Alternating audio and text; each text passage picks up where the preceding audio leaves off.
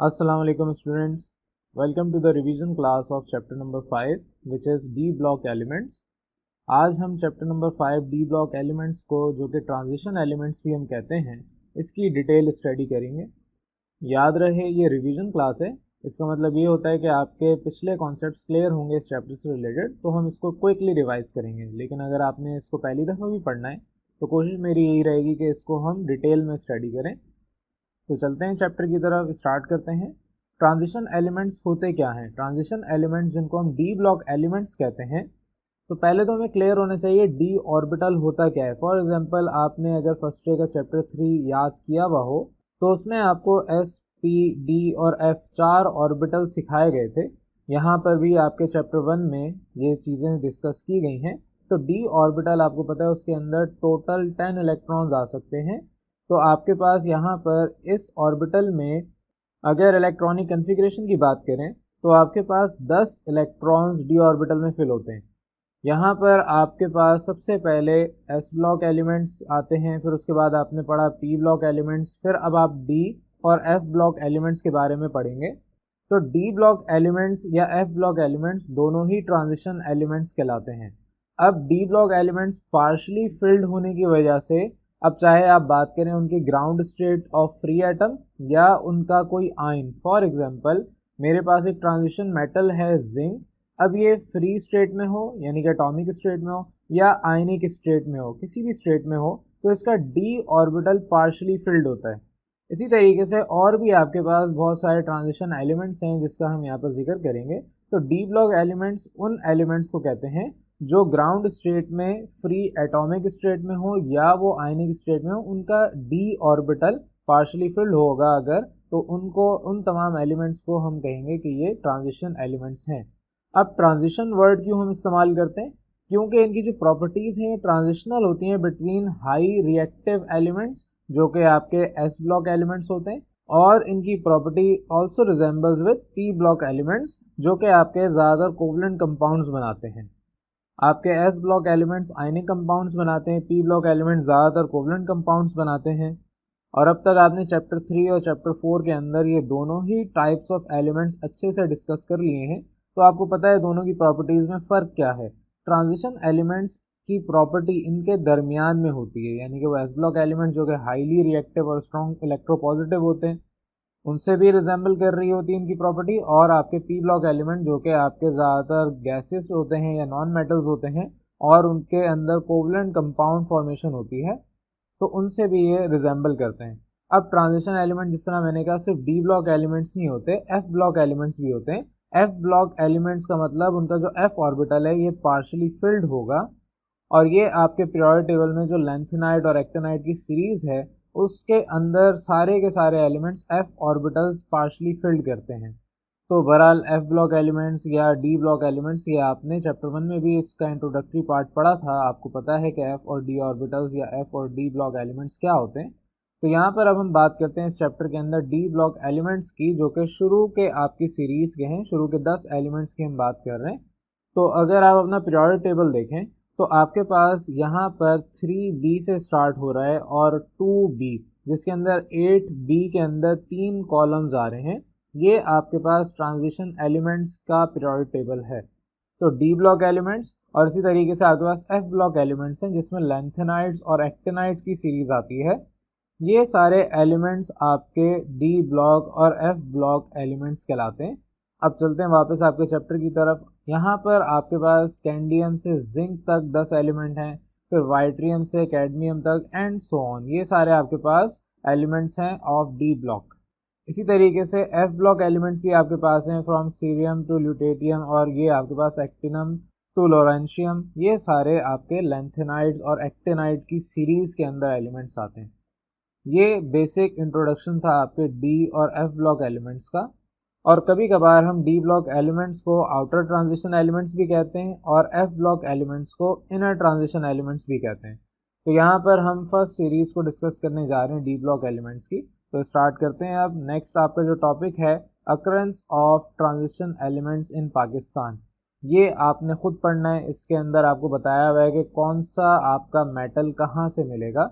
ज़ाहिर है आपके जो ट्रांजिशन एलिमेंट्स हैं ज़्यादातर मेटल हैं, तो ये आपके पास लोकेशन बताई हुई है कि आपके पास आयरन का ओर कहाँ से मिलेगा। इसी तरीके से आपके पास डिफरेंट जगहों पर कौन कौन से मेटल्स हैं, ट्रांजिशन एलिमेंट्स हैं, वो इधर लिखा हुआ है, ये आपका काम है पढ़ना। मैं आपको नेक्स्ट टॉपिक पे लेके चल रहा हूँ। नेक्स्ट टॉपिक आपका है इनकी जर्नल कैरेक्टरिस्टिक्स क्या हैं। अब किसी भी एलिमेंट की कैरेक्टरिस्टिक या प्रॉपर्टीज हम डिफाइन करते हैं on the basis of their electronic configuration. तो आपकी इलेक्ट्रॉनिक कन्फिग्रेशन किस तरीके से होती है वो आपको आनी चाहिए, क्योंकि ये काम आपने फर्स्ट ईयर में सीखा था और चैप्टर 1 में भी आपने इसको देखा है। फॉर एग्जांपल स्कैंडियम आपके पास एक एलिमेंट है जिसका एटॉमिक नंबर 21 है, और एटॉमिक नंबर का मतलब ये कि इसके नंबर ऑफ इलेक्ट्रॉन्स भी 21 होंगे। तो 21 की इलेक्ट्रॉनिक कन्फिग्रेशन कुछ इस तरीके से होती है कि पहले s ऑर्बिटल फिल होता है, फिर p ऑर्बिटल, इस तरीके से आप यहाँ पर फिल करते हैं और आपके पास एंड में जो इलेक्ट्रॉनिक कन्फिग्रेशन बनेगी वो कुछ इस तरीके से बनेगी। अब हम पहले हमेशा 4s ऑर्बिटल को फिल करते हैं, उसके बाद d ऑर्बिटल 3d ऑर्बिटल को फिल करते हैं। अगर आपको याद हो तो फर्स्ट ईयर के अंदर आपने एक ये चार्ट पढ़ा था जिसके अंदर आपके पास ये एरो रिप्रेजेंट कर रहा है कि इलेक्ट्रॉन किस ऑर्बिट में पहले आएगा। तो पहले आपके पास 1s ऑर्बिट में आएगा, फिर 2s, फिर 2p, फिर 3s, फिर 3p, उसके बाद 4s में आएगा और फिर 3d के अंदर फिल होना शुरू होगा। 3d के बाद 4p को फिल करेगा। तो ये तरीक़ेकार था आपके पास इलेक्ट्रॉनिक कन्फिग्रेशन को करने का। तो यहाँ पर अगर मेरे पास 21 इलेक्ट्रॉन्स हैं तो पहले आपके पास यहाँ तक 1s से लेके 3p6 तक इलेक्ट्रॉन्स फिल होंगे जो कि 18 इलेक्ट्रॉन्स हैं। उसके बाद बकिया 3 इलेक्ट्रॉन में 2 इलेक्ट्रॉन पहले 4s2 यानी कि आपके s ऑर्बिटल को फिल करेंगे, क्योंकि s ऑर्बिटल में 2 इलेक्ट्रॉन्स आ सकते हैं। और अब जो एक इलेक्ट्रॉन बचेगा वो आपके पास d ऑर्बिटल में आएगा।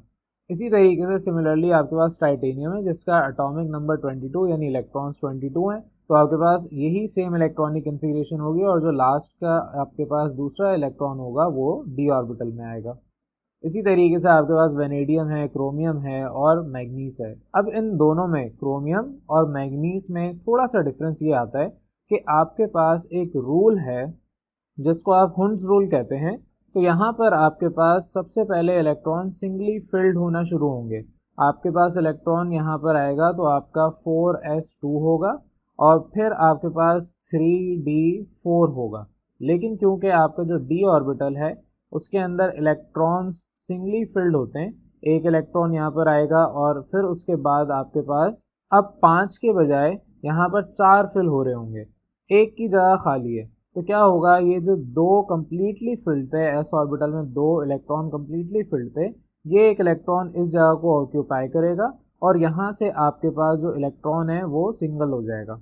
और अकॉर्डिंग टू हुंड्स रूल आपके पास हमेशा इलेक्ट्रॉन कोशिश करता है कि वो सिंगली रहे, वो किसी के साथ पेयर ना बनाए। तो अगर एक जगह खाली है तो सारे के सारे इलेक्ट्रॉन्स आपस में पेयर बनाने के बजाय सिंगल रहना पसंद करेंगे। तो इसी तरीके से यहाँ पर अगर आप देखें तो d ऑर्बिटल में 5 इलेक्ट्रॉन है और मैग्नीस में देखें तो यहाँ पर भी d ऑर्बिटल में 5 इलेक्ट्रॉन है। असूलन यहाँ पर 2 पहले फिल होने चाहिए थे, फिर बकिया 4 इधर आने चाहिए थे, लेकिन अकॉर्डिंग टू हुंड्स रूल आपके पास जो इलेक्ट्रॉन है वो ट्रैवल करके दूसरे ऑर्बिटल में शिफ्ट हो जाएगा। तो सेम इसी तरीके से बाकी सारी इलेक्ट्रॉनिक कन्फिग्रेशन भी होगी और यहाँ पर भी आपके कॉपर और जिंक में सेम वही कंडीशन आएगी कि आपके पास पहले इलेक्ट्रॉन फिल होगा और उसके बाद देखेगा कि अगर मेरे पास d ऑर्बिटल में लेट सपोज पूरे पेयर्स बन रहे हैं, आपके पास यहाँ पर d ऑर्बिटल में अगर मैं पेयरिंग करूँ तो आपके पास सिर्फ एक इलेक्ट्रॉन खाली है और s ऑर्बिटल में आपके पास पेयर बना हुआ है। तो क्या होगा, आपके s ऑर्बिटल की एनर्जी क्योंकि स्टेबिलिटी की तरफ जाती है तो अपनी तरफ से वो एक इलेक्ट्रॉन यहाँ पर शिफ्ट कर देगा और ख़ुद अकेला एक हो जाएगा, बजाय इसके कि आपके पास वो एक इलेक्ट्रॉन यहाँ से लेके अपने आप को पेयर बनाए, वो अपने इलेक्ट्रॉन को शिफ्ट कर देता है और अपना ऑर्बिटल पार्शली फिल्ड कर देता है, यानी कि सेक्रीफाइस कर देता है और d ऑर्बिटल को कंप्लीट कर देता है। तो यही सेम आपकी कंडीशन होती है ऊपर जो हमने डिस्कस किया मैग्नीज और क्रोमियम में। यही सारी बातें यहाँ पर भी लिखी हुई हैं इस पूरे पैराग्राफ में, तो आप इसको खुद देख लीजिएगा। अब अगर हम अपनी इलेक्ट्रॉनिक कन्फिग्रेशन को देखें तो हमारे पास आउटर मोस्ट शेल इनका ऑलमोस्ट सेम ही है। सबके अंदर s ऑर्बिटल में एक या 2 इलेक्ट्रॉन आ रहे हैं। अगर आप यहाँ पर देखें तो s ऑर्बिटल इनका 2 इलेक्ट्रॉन या 1 इलेक्ट्रॉन, इस तरीके से इलेक्ट्रॉनिक कन्फिग्रेशन इनकी हुई है।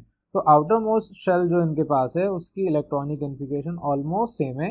इस वजह से इनके पास जो प्रॉपर्टी है वो ऑलमोस्ट सिमिलर होती है तमाम ट्रांजिशन एलिमेंट्स की, और इसी वजह से आपके तमाम ट्रांजिशन एलिमेंट ज़्यादातर मेटल्स हैं। They are good conductor of heat and electricity, और इनकी कुछ प्रॉपर्टीज़ यहाँ पर टेबल में आपको डिफाइन की हुई हैं, डिस्क्राइब की हुई हैं। तो इनका एटॉमिक नंबर क्या है, एटॉमिक रेडियाई क्या है, इनका मेल्टिंग पॉइंट, बॉइलिंग पॉइंट वगैरह क्या है, यही सारी इनकी जनरल कैरेक्टरिस्टिक अब हम आगे डिस्कस करने जा रहे हैं। तो आपके पास नेक्स्ट पॉइंट है कि इनका एटॉमिक साइज़ या कोवलेंट रेडियाई क्या होगा। तो अगर हम फ्रॉम लेफ़्ट टू राइट देखते हैं, यानी फ्रॉम स्कैंडियम टू जिंक देखते हैं, तो इनका एटॉमिक या कोवलेंट रेडियाई दोनों एक ही बातें हैं। ये डिक्रीज़ होता है अप टू सम एक्सटेंट।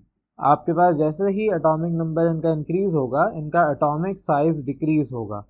अब इसकी वजह क्या है, आपके पास यहाँ पर कंटिन्यूस इंक्रीज़ हो रहा है इनके न्यूक्लियर चार्ज में, इनके पास एटॉमिक नंबर बढ़ रहा है, एटॉमिक मास बढ़ रहा है, यानी न्यूक्लियस का चार्ज बढ़ रहा है, लेकिन इनके जो नंबर ऑफ शेल्स हैं वो सेम ही हैं। आपके नंबर ऑफ इलेक्ट्रॉन्स बढ़ रहे हैं लेकिन जो शेल है वो सेम ही है, जिसकी वजह से आपके पास force of attraction of electrons towards nucleus ये इंक्रीज़ हो रही है, ये बढ़ रही है।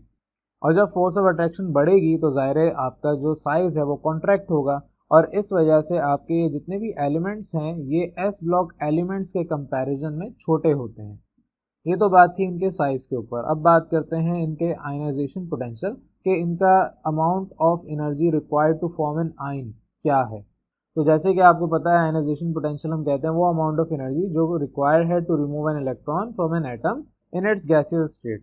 तो आपके पास जितने भी ट्रांजिशन एलिमेंट्स हैं ये आपकी प्रॉपर्टी रखते हैं intermediate between S block and p block elements, और इनकी जो वैल्यू है आयनाइजेशन पोटेंशियल की वो भी इनके दरमियान ही होगी।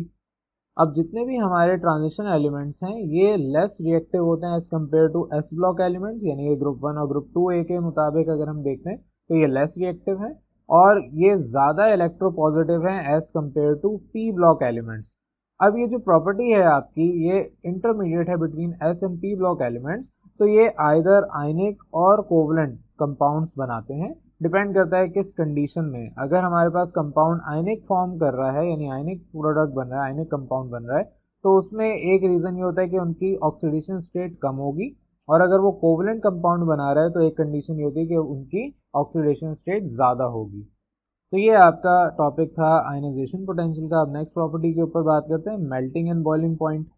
अब क्योंकि हम इधर बात कर रहे हैं फर्स्ट सीरीज ऑफ एलिमेंट्स की, यानी कि शुरू के 10 एलिमेंट की हम बात कर रहे हैं ट्रांजिशन एलिमेंट्स के, तो उनका मेल्टिंग और बॉइलिंग पॉइंट बहुत हाई होता है एक्सेप्ट जिंक। जिंक में क्यों ऐसा नहीं, क्योंकि उसका डी ऑर्बिटल कंप्लीट है, और आपके पास यहाँ पर इनका एटॉमिक साइज बहुत छोटा है। इस वजह से आपके जितने भी एलिमेंट्स हैं उनके दरमियान because of high atomic attraction, ज़्यादा इनके दरमियान फोर्स ऑफ अट्रैक्शन है, इस वजह से आपके पास इनका high melting and boiling point होता है। और क्योंकि हम बात कर रहे थे फर्स्ट सीरीज़ की, तो आपके डी ब्लॉक एलिमेंट ज़्यादातर हार्ड हैं और इनका high melting and boiling point है। इसी तरीके से आपकी नेक्स्ट प्रॉपर्टी है वेरिएबल ऑक्सीडेशन स्टेट। इन ट्रांजिशन एलिमेंट्स की एक खूबी है कि इनकी ऑक्सीडेशन स्टेट यानी कि वैलेंसी वेरिएबल होती है। वेरिएबल का मतलब इनकी मर्जी होती है ये जितने चाहें इलेक्ट्रॉन निकाल लें अपने अंदर से, क्योंकि ये इलेक्ट्रोपॉजिटिव हैं तो ये इलेक्ट्रॉन्स डोनेट करते हैं। और इसकी रीज़न ये है कि आपके पास जो वेरिएशन है एस और डी ऑर्बिटल में, वो एनर्जी डिफरेंस बहुत थोड़ा है। आपके पास 3D और 4s ऑर्बिटल के अंदर एनर्जी डिफरेंस ना होने के बराबर है, ऑलमोस्ट सेम ही है। तो आपके पास यहाँ पर ये इलेक्ट्रॉन्स अपने डी ऑर्बिटल से निकाल के डोनेट कर देते हैं। तो जब भी बॉन्ड फॉर्मेशन होगी तो 3D के साथ साथ 4s के इलेक्ट्रॉन्स भी बॉन्ड फॉर्मेशन में पार्टिसिपेट करेंगे। अब यहाँ पर आपको एक टेबल में सारी डिटेल्स बताई हुई हैं कि आपके पास ऑक्सीडेशन स्टेट एलिमेंट्स का क्या है। मैक्सिमम जो आपका ऑक्सीडेशन स्टेट है इनका वो +7 तक है। वजह उसकी है कि उनका s और d ऑर्बिटल के तमाम इलेक्ट्रॉन्स पार्टिसिपेट करते हैं इन द बॉन्ड फॉर्मेशन। तो आपके पास मैग्नीज एक ऐसा एलिमेंट है जिसके d ऑर्बिटल में 5 और s ऑर्बिटल में 2 इलेक्ट्रॉन्स हैं, तो ये अपने सातों इलेक्ट्रॉन्स डोनेट करने की सलाहियत रखता है। तो ये तो इसकी प्रॉपर्टी थी। अब नेक्स्ट प्रॉपर्टी के ऊपर बात करते हैं, कलर। कलर बहुत इंपॉर्टेंट प्रॉपर्टी है क्योंकि ट्रांजिशन एलिमेंट्स आपके पास कलर्ड कंपाउंड बनाते हैं। अब जितने भी ट्रांजिशन मेटल कॉम्प्लेक्स बनते हैं ये बेसिकली आपके ट्रांजिशन कंपाउंड्स हैं। तो कॉम्प्लेक्स आयन आगे हम डिटेल में डिस्कस करेंगे, ये सारे के सारे कलर्ड होते हैं एक्सेप्ट जिंक जिसका कलर वाइट होता है। अब ये कलर किस तरीके से इनका होता है उसके लिए एक थ्योरी है जिसका नाम है क्रिस्टल फील्ड थ्योरी। वो एक्सप्लेन करती है कि किस तरह से इन कॉम्प्लेक्स आयन का कलर डिफाइन होता है। तो according to crystal field theory जो आपकी बॉन्डिंग है between ligands and a metal ion ये इलेक्ट्रोस्टैटिक है। लिगेंड आप कहते हैं जिस तरह आपका कैटाइन और एनाइन दो डिफरेंट आपके सब्सटेंसेस हैं। कैटाइन का मतलब positive charge element for example sodium और एनाइन का मतलब negative charge element for example chlorine. तो ये जिस तरीके से एनाइन है उसी तरीके से आपके पास लिगेंड्स होते हैं for a transition complex ion. अब जो लिगेंड्स हैं यानी आपके एनाइंस हैं ये मेटल आयन के गिर्द सराउंडेड किए हुए होते हैं और ये एक इलेक्ट्रोस्टैटिक फोर्स क्रिएट करते हैं around its D orbital.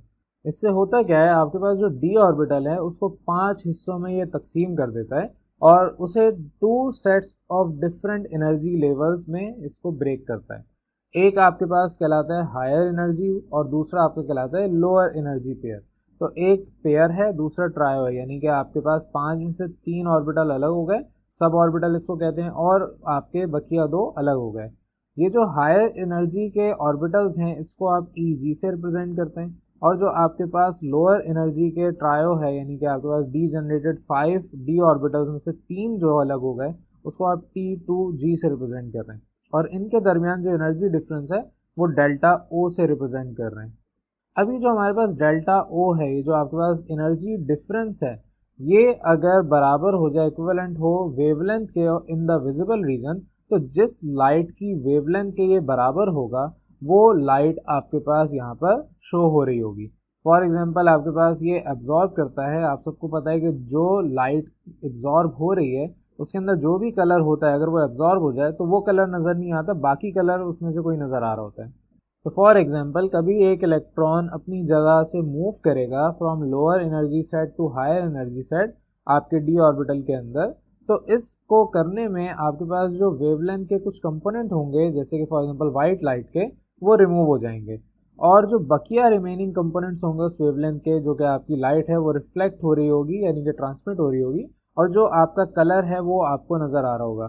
Actual में वाइट लाइट रिफ्लेक्ट नहीं हो रही, वाइट लाइट एब्जॉर्ब हो रही है, उसमें से जो कंपोनेंट्स हैं वो एब्जॉर्ब हो रहे हैं और जो एब्जॉर्ब नहीं हो पा रहे वो रिफ्लेक्ट होकर हमें नज़र आते हैं। एग्जाम्पल के तौर पे यहाँ पर बताया है कि कॉपर आपके पास आयन एब्जॉर्ब करता है रेड लाइट को, इस वजह से वो आपको ब्लू कलर रिप्रेजेंट कर रहा है, रिफ्लेक्ट कर रहा है, हालांकि वो एब्जॉर्ब रेड लाइट को कर रहा है। अगर रेड लाइट एब्जॉर्ब हो रही है तो रेड लाइट नज़र नहीं आएगी। फॉर एग्जांपल आपके पास अगर कोई चीज़ एब्जॉर्ब होती है तो वो एब्जॉर्ब हो जाती है, वो आपके पास बाहर नज़र नहीं आ रही होती। तो ये पूरी आपके पास साइंस थी आपके कलर की क्रिस्टल फील्ड थ्योरी के मुताबिक। अब चलते हैं नेक्स्ट प्रॉपर्टी की तरफ, दैट इज़ मैग्नेटिक प्रॉपर्टी।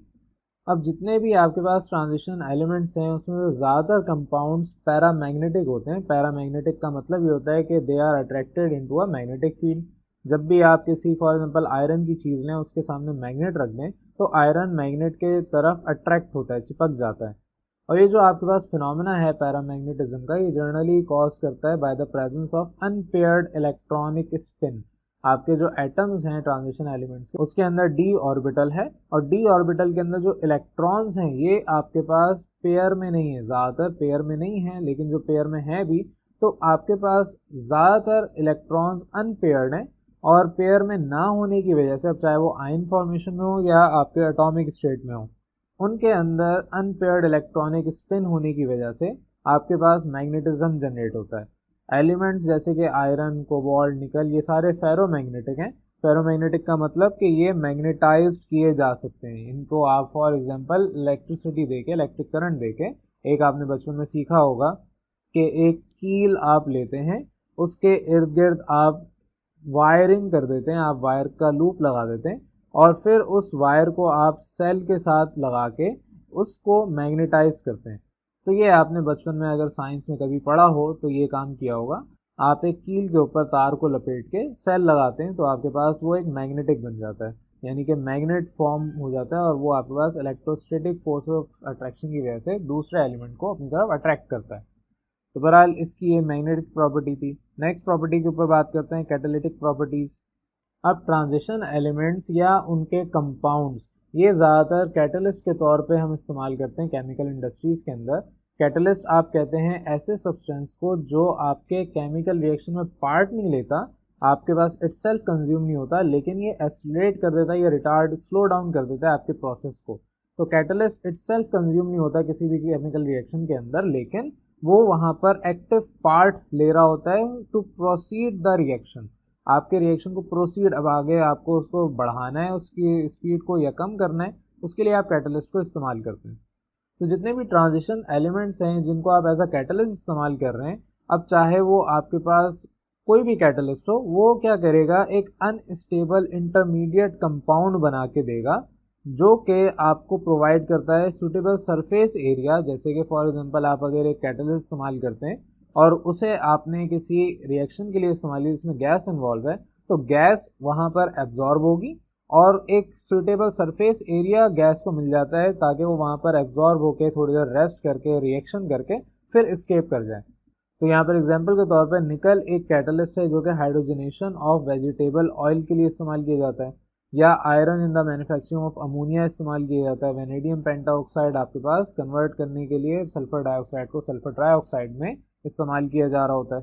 तो ये सारे एलिमेंट्स आपके ट्रांजिशन एलिमेंट्स हैं जो कि एज अ कैटलिस्ट इस्तेमाल आप करते हैं। अब नेक्स्ट प्रॉपर्टी है इंटरस्टिशियल, जिसको आप नॉन स्टिचोमेट्रिक कंपाउंड्स भी कहते हैं।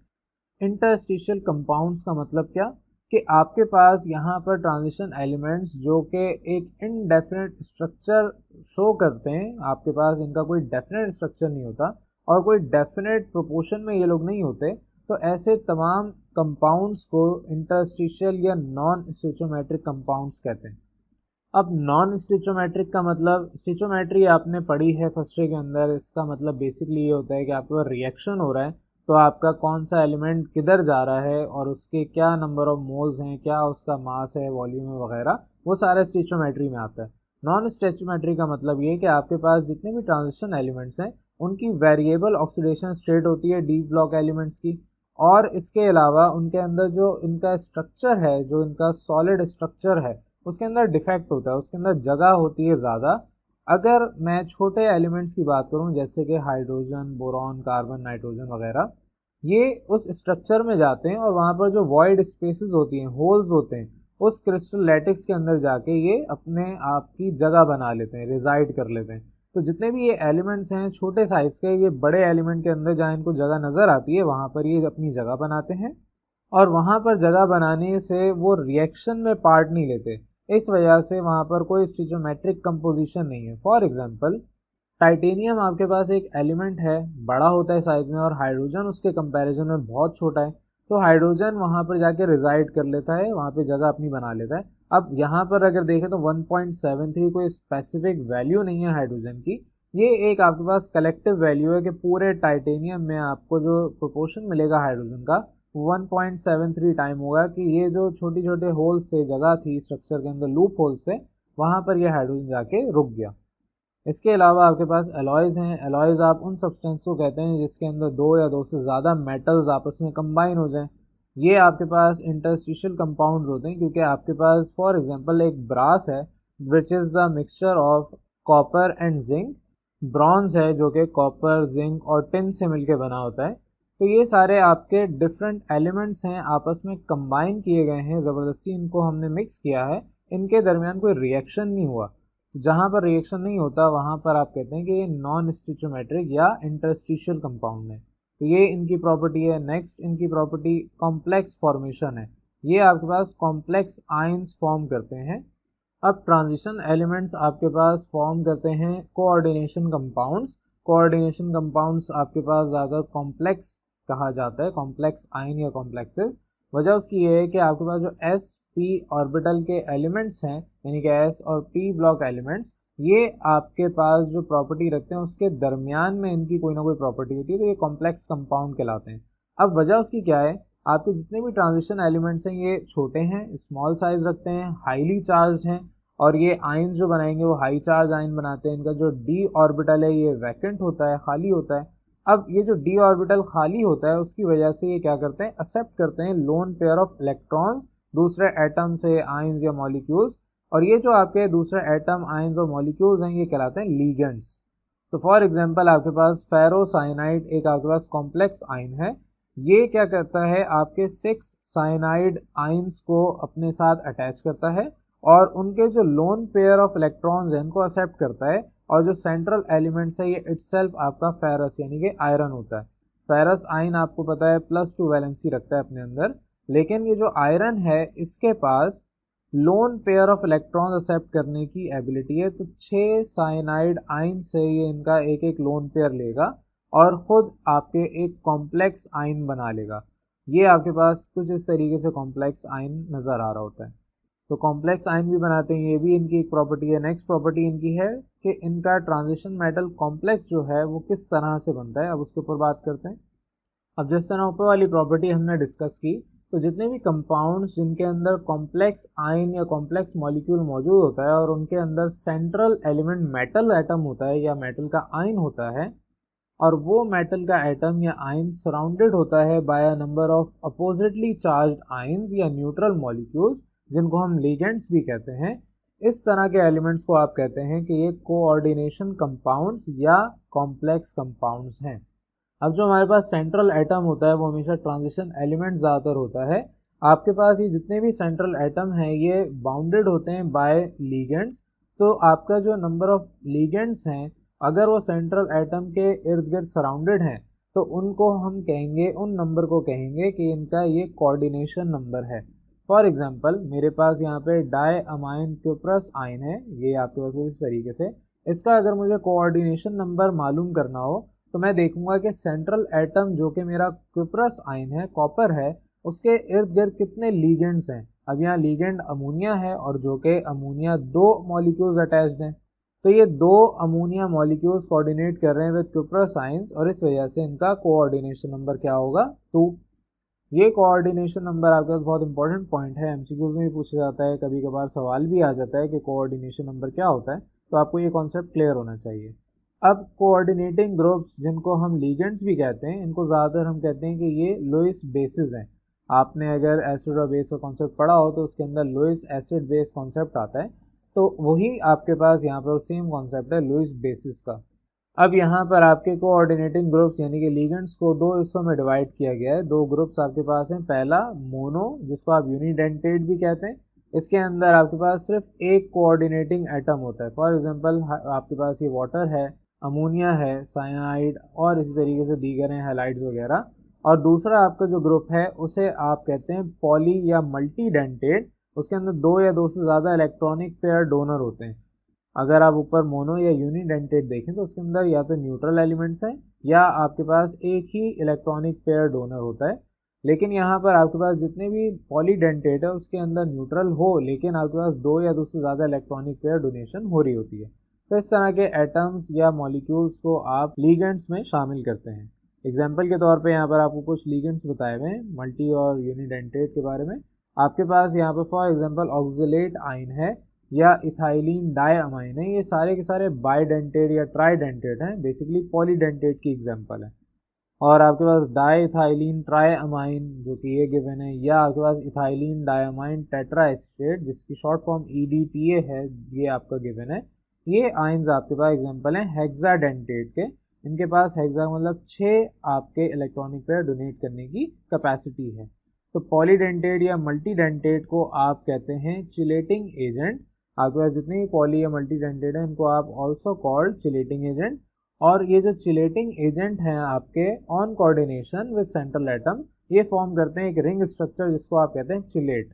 ये ग्रीक वर्ड है जिसका मतलब है क्रैब क्लॉ, यानी कि केकड़े का क्लॉ आपने देखा होगा, पंजा देखा होगा, तो ये उस तरह की इसकी कोई रिजेम्बलेंस है। एग्जाम्पल के तौर पे आपके पास निकल डाई मिथाइल ग्लाइऑक्सीमेट, ये आपके पास एक सब्सटेंस है और आपका पॉली या मल्टीडेंटेट इसकी एग्जाम्पल है। तो यहाँ पर आपके पास ये प्रॉपर्टीज़ ख़त्म होती हैं ट्रांजिशन एलिमेंट्स की। अब नेक्स्ट आपके पास टॉपिक है नॉमेनक्लेचर ऑफ कोऑर्डिनेशन कंपाउंड्स। तो अब तक हम जितने भी कोऑर्डिनेशन कंपाउंड्स की बात कर रहे थे इनका नाम कैसे रखते हैं। ऑर्गेनिक केमिस्ट्री आगे आपने पढ़ी अगर हो या आगे पढ़ेंगे तो उसके अंदर आपके पास IUPAC नेम एक सिस्टम है।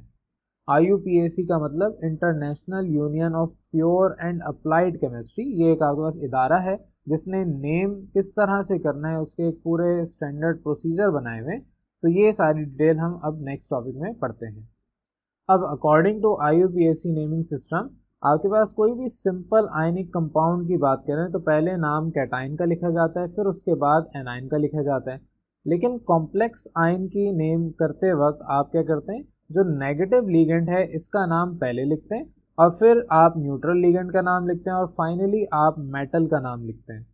और जो आपके पास प्रीफिक्सेस हैं जैसे कि डाई, ट्राई, टेट्रा, पेंटा वगैरह, ये प्रीफिक्स आप इस्तेमाल करते हैं। और अगर ऑर्गेनिक लिगेंड आ जाए तो वहाँ पर आप प्रीफिक्स इस्तेमाल करते हैं बिस, ट्रिस, टेट्राकिस, पेंटाकिस, ये आपके पास इसके प्रीफिक्सेस हैं और इन्हें आप इस्तेमाल करते हैं with the name of ligands जब आपके पास वो लिगेंड जो कि सेम है एक से ज़्यादा दफ़ा आ जाए आपके कॉम्प्लेक्स आयन के अंदर। इसके अलावा आपके पास जो एनाइनिक लिगेंड होता है ये इनका नाम हम मॉडिफाई कर देते हैं। फॉर एग्जांपल अगर फ्लोरीन है तो फ्लोरो, क्लोरीन है तो chloro, bromo, iodo and so on, ये सारे नाम इस तरीके से आपने रखें। इसके अलावा जो आपका न्यूट्रल लिगेंड होता है उसका नाम यूजुअली ऐसे ही रहता है, अनचेंज रहता है, सिवाय दो एक्सेप्शन के, which is water and ammonia.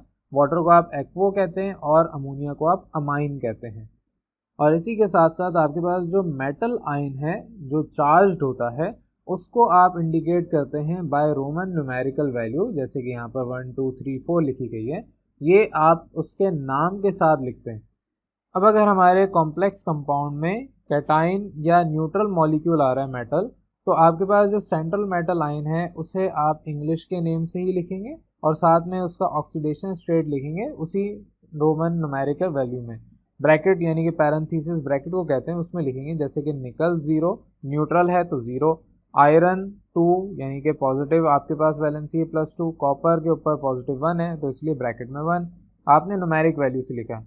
लेकिन अगर कॉम्प्लेक्स कंपाउंड आपके पास जो है वो एनाइनिक है, कॉम्प्लेक्स आयन आपका एनाइनिक वैल्यू रखता है, तो आपके पास जो सफिक्स है वो 8 उसमें ऐड हो जाएगा और आपका जो लैटिन नेम है वो इस्तेमाल किया जाएगा मेटल का। फॉर एग्जांपल कॉपर है तो क्यूपरेट, आयरन है तो फेरेट, इसी तरीके से स्टेनेट एक्सेट्रा, ये आपके पास लिखे जाएंगे नाम कुछ इस तरीके से। और जो इनका ऑक्सीडेशन स्टेट होगी वो आप दोबारा उसी तरीके से ब्रैकेट के अंदर रोमन न्यूमेरिक वैल्यू में लिखेंगे। तो ये कुछ रूल थे IUPAC रूल्स जो कि आप फॉलो करते हैं for the naming of complex ions. यहाँ पर आपको एग्जांपल के तौर पे कुछ वैल्यूज़ गिवन है, कुछ आपके पास नाम गिवन है। तो अगर मेरा कॉम्प्लेक्स कैटाइन है, यहाँ पर अगर आप देखते हैं तो आपके पास यहाँ पर इसका नाम है हेक्साअमाइन कोबाल्ट 3 क्लोराइड। किस तरीके से, आपने सबसे पहले यहाँ पर आइडेंटिफाई करना है कि आपके पास फॉर एग्जांपल कोबाल्ट, आपके पास ये NH3 अमाइन ग्रुप है, 6 हैं, और इसके ऊपर आपके पास टोटल क्या वैलेंसी होगी, क्लोरीन 3 है, तो एक क्लोरीन की वैलेंसी -1 होती है, 3 क्लोरीन की वैलेंसी -3 हो जाएगी। तो इसका मतलब क्योंकि ये ओवरऑल इफेक्ट, इसका ओवरऑल चार्ज 0 है, तो इसका मतलब ये कि इसके ऊपर चार्ज इस ब्रैकेट के ऊपर +3 होगा। तो अब मेरे पास अगर यहाँ पर +3 चार्ज है तो +3 का मतलब ये कि अमाइन ग्रुप का क्या चार्ज होगा। अमाइन अभी हमने पढ़ा ये न्यूट्रल होता है, इसका मतलब ये है कि आपके पास अमाइन ग्रुप के ऊपर जो चार्ज है वो 0 है, तो जो आपके पास +3 चार्ज आ रहा है वो बेसिकली कोबाल्ट की वजह से आ रहा है। तो आपके पास यहाँ पर हेक्सा अमाइन का मतलब हेक्सा प्रीफिक्स 6 है, अमाइन आपके पास लीगेंड है, न्यूट्रल लीगेंड, कोबाल्ट आपके पास मेटल आयन है और 3 इसकी वैलेंसी है +3, और साथ में आपने क्लोराइड एंड में लिखा जो कि एनाइन है या नेगेटिव एलिमेंट है। तो ये तरीक़ेकार होता है अगर आपके पास कॉम्प्लेक्स आयन कैटाइन हो। सिमिलरली यहाँ पर अगर आप देखें तो आपके पास यहाँ पर अमाइन ग्रुप 4 लगे हुए, क्लोराइड आपके पास 2 हैं, तो आपके पास यहाँ पर क्योंकि क्लोरीन O हम एंड में लगाते हैं तो 2 डाई क्लोरो, साथ में आपके पास अमाइन 4 हैं तो टेट्रा अमाइन, और आपके पास यहाँ पर क्रोमियम के ऊपर वैलेंसी चेक करनी है और यहाँ पर क्लोराइड, तो क्योंकि एक क्लोरीन है इसका मतलब -1, और इस पूरे ब्रैकेट के ऊपर आपके पास +1 होगा।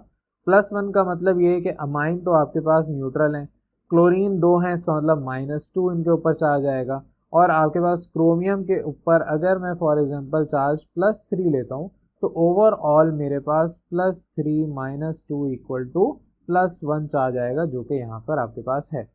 तो इस तरीके से यहाँ पर हमें पता चलता है कि आपके पास क्रोमियम के ऊपर +3 वैलेंसी है, +3 चार्ज है, तो यहाँ पर आपका die chloro tetra amine chromium 3 chloride.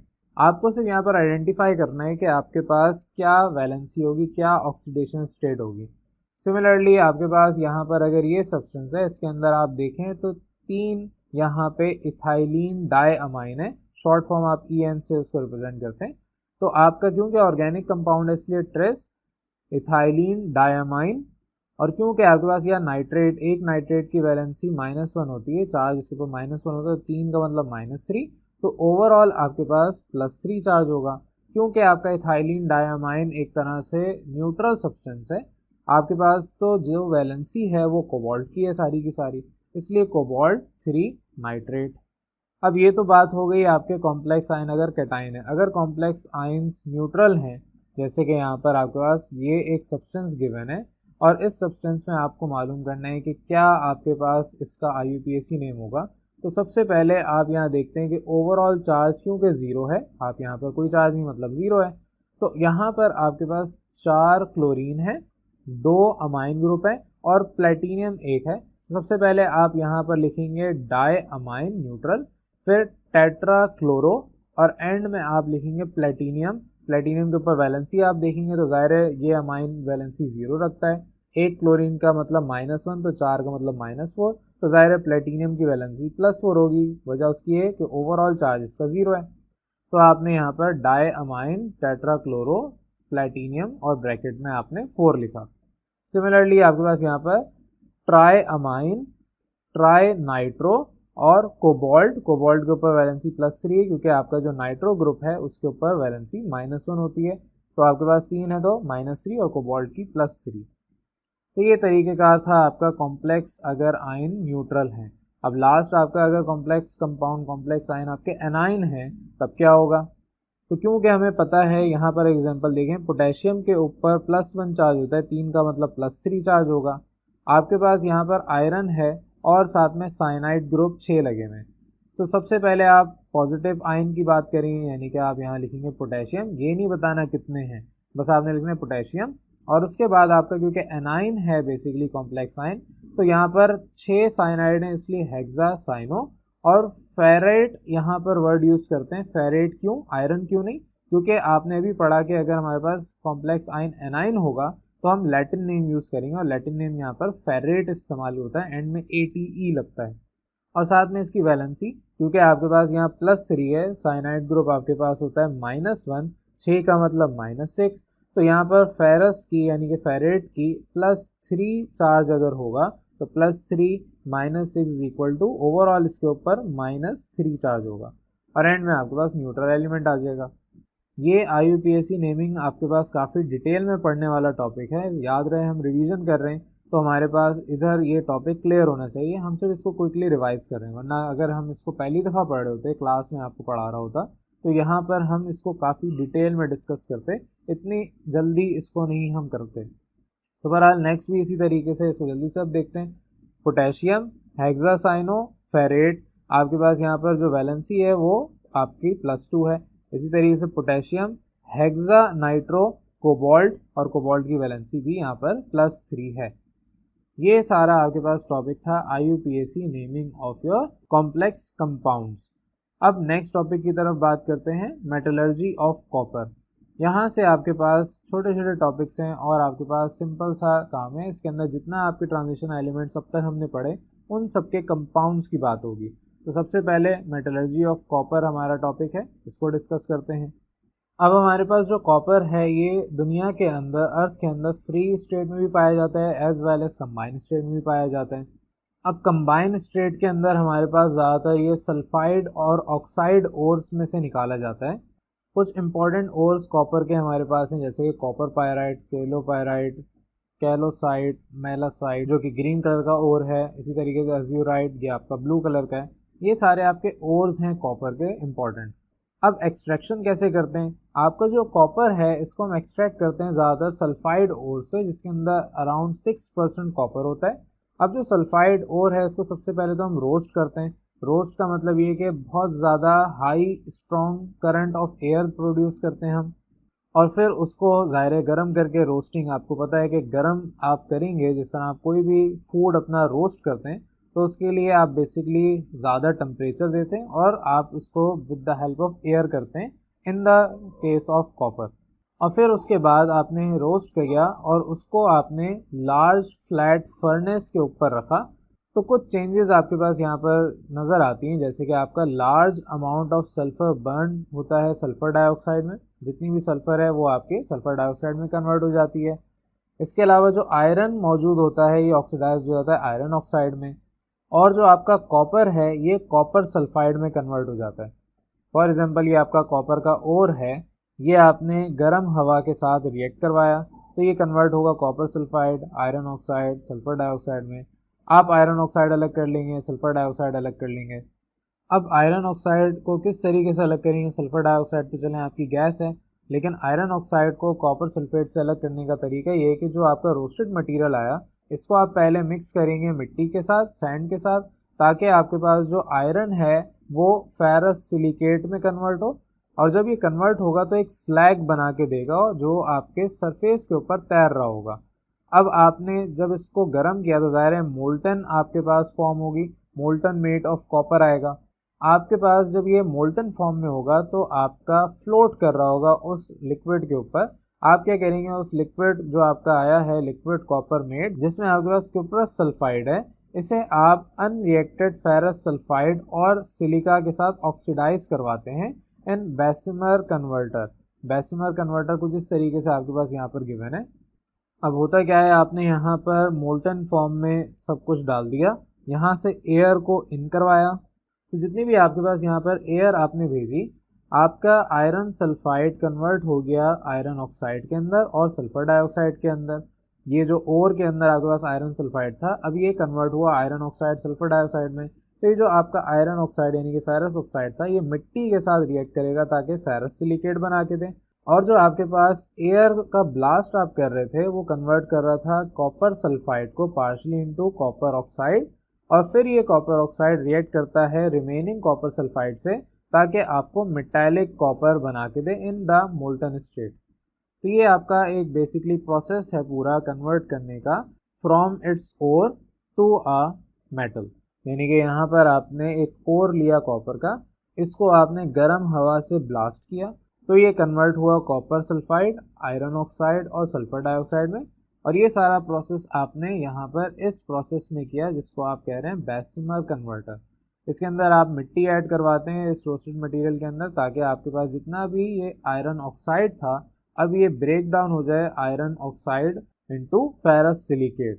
तो आपका फेरस सिलिकेट अलग हो सकता है, आपके पास जो यहाँ पर कॉपर सल्फाइड आया था ये आपका कन्वर्ट होगा कॉपर ऑक्साइड में, और कॉपर ऑक्साइड फिर दोबारा रिएक्ट करेगा कॉपर सल्फाइड से तो आपको copper in its molten state दे देगा। रिएक्शन यहाँ पर कुछ इस तरीके से कि आपका आयरन सल्फाइड एयर के साथ रिएक्ट करके आयरन ऑक्साइड और सल्फर डाइऑक्साइड में कन्वर्ट हुआ। ये आयरन ऑक्साइड फिर मिट्टी के साथ सिलिका के साथ आपका फेरस सिलिकेट बना के देता है, और आपके पास कॉपर सल्फाइड उसी एयर के साथ रिएक्ट करके कॉपर ऑक्साइड, सल्फर डाइऑक्साइड और ये कॉपर ऑक्साइड उसी जो आपके पास यहाँ पर गिवन था कॉपर सल्फाइड के साथ रिएक्ट करके ब्लिस्टर कॉपर में कन्वर्ट हो जाता है। यहाँ जो कॉपर आया इसका नाम होता है ब्लिस्टर कॉपर। वजह उसकी ये है कि जब ये आपका सॉलिडिफाई किया जाता है तो आपकी कुछ amount of sulphur dioxide gas अंदर रह जाती है, और जब ये अंदर रह जाती है तो ज़ाहिर है ये बाहर निकलेगी। जब ये एस्केप करेगी तो आपके पास सरफेस पे ब्लिस्टर्स आएंगे। ब्लिस्टर ज़्यादातर आपने अगर कभी अपनी स्किन पे देखा हो, छाले निकल जाते हैं, उसे इंग्लिश में ब्लिस्टर भी कहते हैं। तो आपके पास उसी तरीके से जो सरफेस है कॉपर की उसमें दाग धब्बे नज़र आ रहे होते हैं, थोड़े से आपको उबाल नज़र आ रहे होते हैं। तो बहरहाल यहाँ पर जो अब आपके पास कॉपर आया है दैट इज़ 99% प्योर। आपका जो ब्लिस्टर कॉपर है उसके अंदर इम्प्योरिटीज़ ज़्यादातर आयरन की होती हैं, लेकिन कुछ अमाउंट बहुत थोड़ी मिकदार में arsenic, zinc, lead, silver, gold इसकी भी मौजूद होती हैं। अब क्योंकि हमारे पास यहाँ पे 99% प्योर कॉपर आ गया, लेकिन फिर भी ये कॉपर हमारे पास सूटेबल नहीं है फॉर इलेक्ट्रिक वर्क, इस वजह से हमें इसको फर्दर रिफ़ाइन करना पड़ता है। और फर्दर रिफ़ाइन करने के लिए अब नेक्स्ट टॉपिक है हमारा रिफ़ाइनिंग ऑफ कॉपर। अब कॉपर को रिफ़ाइन कैसे करते हैं, with the help of electrolysis. आप क्या करते हैं, आप एक ब्लॉक लेते हैं ब्लिस्टर कॉपर का, उसको एज अ एनोड इस्तेमाल करते हैं, और एक बहुत ही बारीक थिन शीट लेते हैं प्योर कॉपर की, उसे एज अ कैथोड इस्तेमाल करते हैं। फॉर एग्जांपल मैं अगर एक बर्तन लेता हूँ उसके अंदर लेट्स से मेरी कैथोड और एनोड अलग अलग हैं, तो यहाँ पर एक बहुत ही बारीक सी शीट ली और एक बहुत ही बड़ा सा ब्लॉक लिया। ये जो ब्लॉक आपके पास है ये ब्लिस्टर कॉपर का है। इसको आप एज अ एनोड इस्तेमाल करते हैं यानी बैटरी के पॉजिटिव चार्ज, और जो थिन शीट है उसको एज अ कैथोड इस्तेमाल करते हैं यानी कि बैटरी के नेगेटिव चार्ज से कनेक्ट करते हैं। अभी जो शीट है आपकी कैथोड की, इसको आप कोट करते हैं विद ग्रेफाइट ताकि आप इसको बाद में बआसानी रिमूव कर सकें जो भी आपका कॉपर इसके ऊपर डिपॉजिट हुआ है। इसके अलावा आप क्या करते हैं, इलेक्ट्रोलिटिक सोल्यूशन बनाते हैं अपने कॉपर सल्फेट का, उसके अंदर थोड़ी सी अमाउंट ऑफ सल्फ्यूरिक एसिड डालते हैं और वहाँ पे करंट 1.3 एम्पेयर्स का आप भेजते हैं ताकि आपकी इलेक्ट्रोलिसिस स्टार्ट हो और आपके पास जो कॉपर है वो डिपॉजिट होना शुरू हो जाता है कैथोड में। ये जो आपका ब्लॉक है, फॉर एग्जांपल अभी ये इतने साइज़ का था, फिर ये आपका ब्रेक होता है, साइज़ इसका छोटा होता है और छोटा होते होते एक वक्त ऐसा आता है कि ये आपका कन्वर्ट एक बिल्कुल बारीक से ब्लॉक में हो जाता है। जितना भी आपका कॉपर है वो सारा का सारा इस सोल्यूशन में ब्रेक डाउन होता है और ट्रैवल करके इस शीट के ऊपर एक्यूमुलेट होता है। ये शीट आपकी बाद में एक पूरा ब्लॉक बन जाती है। तो यही सारी चीज़ें आपके पास इलेक्ट्रोलिसिस में हो रही होती हैं। जितनी भी आपकी इम्प्योरिटीज़ हैं जो कि ब्लिस्टर कॉपर में थी, वो सारी की सारी डिज़ोल्व हो जाती हैं, नीचे बैठ जाती हैं और एज अ स्लज आपकी यहाँ पर नज़र आ रही होती हैं, जिसको हम एनोड मड भी कहते हैं।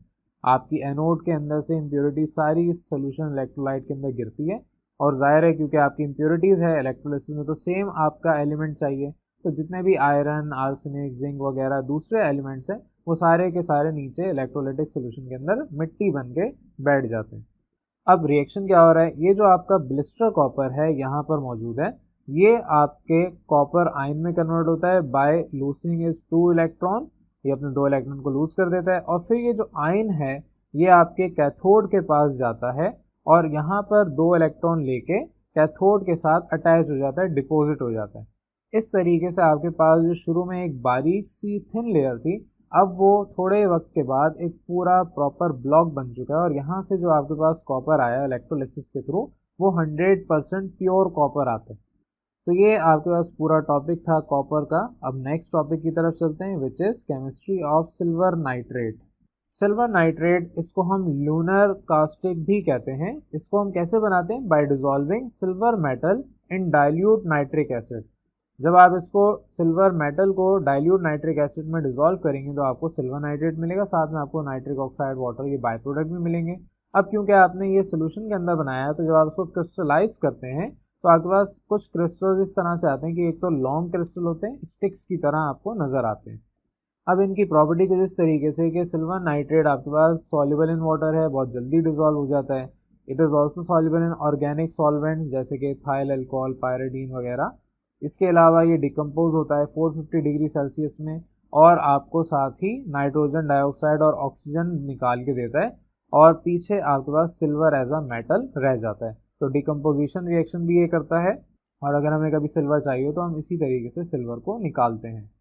इसके अलावा इसकी केमिकल प्रॉपर्टी में बात करें तो सोडियम हाइड्रोक्साइड के साथ सिल्वर नाइट्रेट पहले अनस्टेबल सिल्वर हाइड्रोक्साइड बनाएगा। सिल्वर नाइट्रेट रिएक्ट करेंगे आप अपने सोडियम हाइड्रोक्साइड के साथ तो सिल्वर हाइड्रोक्साइड जो कि अनस्टेबल है और फिर थोड़े वक्त के बाद ये ब्रेक डाउन हो जाता है into dark brown silver oxide और आपके पास यहाँ पर इस तरीके से सिल्वर ऑक्साइड भी हमें मिल जाता है। और नेक्स्ट इसकी एक और केमिकल प्रॉपर्टी जो कि बहुत इंपॉर्टेंट है, जब ये अमोनिया के साथ पानी के अंदर अगर अमोनिया आप डिज़ोल्व करते हैं और फिर आप सिल्वर नाइट्रेट उसके अंदर डाल दें तो आपके पास ये आपस में पहले प्रेसिपिटेशन फॉर्म करेगा ऑफ सिल्वर ऑक्साइड और फिर उसके बाद जो एक्सेस अमाउंट में आपने डिज़ोल्व किया होगा अपने सिल्वर को तो आपके पास एक नया कंपाउंड मिलेगा जिसको आप कहते हैं सिल्वर अमोनिया कॉम्प्लेक्स। इसका यूपीएससी ने होता है डाई अमाइन सिल्वर नाइट्रेट। तो आपके यहाँ पर डाई अमाइन सिल्वर नाइट्रेट एक तरह से बहुत ही इम्पॉर्टेंट प्रोडक्ट है जो कि आप इस तरीके से हासिल कर सकते हैं। अब जो सिल्वर नाइट्रेट है ये प्रोड्यूस करता है ब्लैक स्पॉट्स जब भी ये कांटेक्ट में आता है किसी ऑर्गेनिक सब्सटेंस जैसे कि आपकी स्किन या सेल्यूलोज। जितनी भी सिल्वर की ज्वेलरीज हैं अगर उसको ज़्यादा पहना जाए तो उसके अंदर डार्क स्पॉट्स आ जाते हैं, ब्लैक स्पॉट्स आ जाते हैं। अब इसकी इंपॉर्टेंस क्या है, इसकी यूजेस क्या है। सिल्वर नाइट्रेट आपका लैब्स के अंदर इस्तेमाल किया जाता है as a reagent for the detection of halides. आप अपने हैलाइड की डिटेक्शन के लिए इसको इस्तेमाल करते हैं। इसके अलावा ये वाइट प्रेसिपिटेट्स फॉर्म करता है सिल्वर क्लोराइड के, जब ये क्लोरीन आइंस को आप डिटेक्ट करना चाहेंगे इसी तरीके से लाइट येलो प्रेसिपिटेट्स मिलेंगे अगर आप सिल्वर ब्रोमाइड इस्तेमाल करेंगे with bromine ions, and similarly yellow precipitate मिलेंगे सिल्वर आयोडाइड के विद आयोडीन आइंस। और इसके अलावा ये आपके पास वाइडली यूज़ किया जाता है इन फोटोग्राफी एंड मेडिसिन। तो ये सारे इसकी इंपॉर्टेंस या यूजेस थे। अब नेक्स्ट टॉपिक है हमारा कॉपर सल्फेट। कॉपर सल्फेट जिसका फॉर्मूला कुछ इस तरीके से, ये आपके पास क्यूप्रिक सल्फेट या कॉपर सल्फेट दोनों इसी के नाम है। इसको हम मजीद कहते हैं ब्लू विट्रियोल या ब्लू स्टोन। और इसको बनाने का तरीका ये है कि आप अपने मेटालिक कॉपर को डाइल्यूट सल्फ्यूरिक एसिड के साथ रिएक्ट करवाते हैं in the presence of air, तो आपके पास कॉपर सल्फेट बन जाता है। और इसके अलावा ये तो एक तरीका था, इसके अलावा आप इसको प्रिपेयर करते हैं बाय डिसॉल्विंग कॉपर ऑक्साइड या कॉपर कार्बोनेट इन डाइल्यूट सल्फ्यूरिक एसिड, और बाद में उसको क्रिस्टलाइज कर लेते हैं।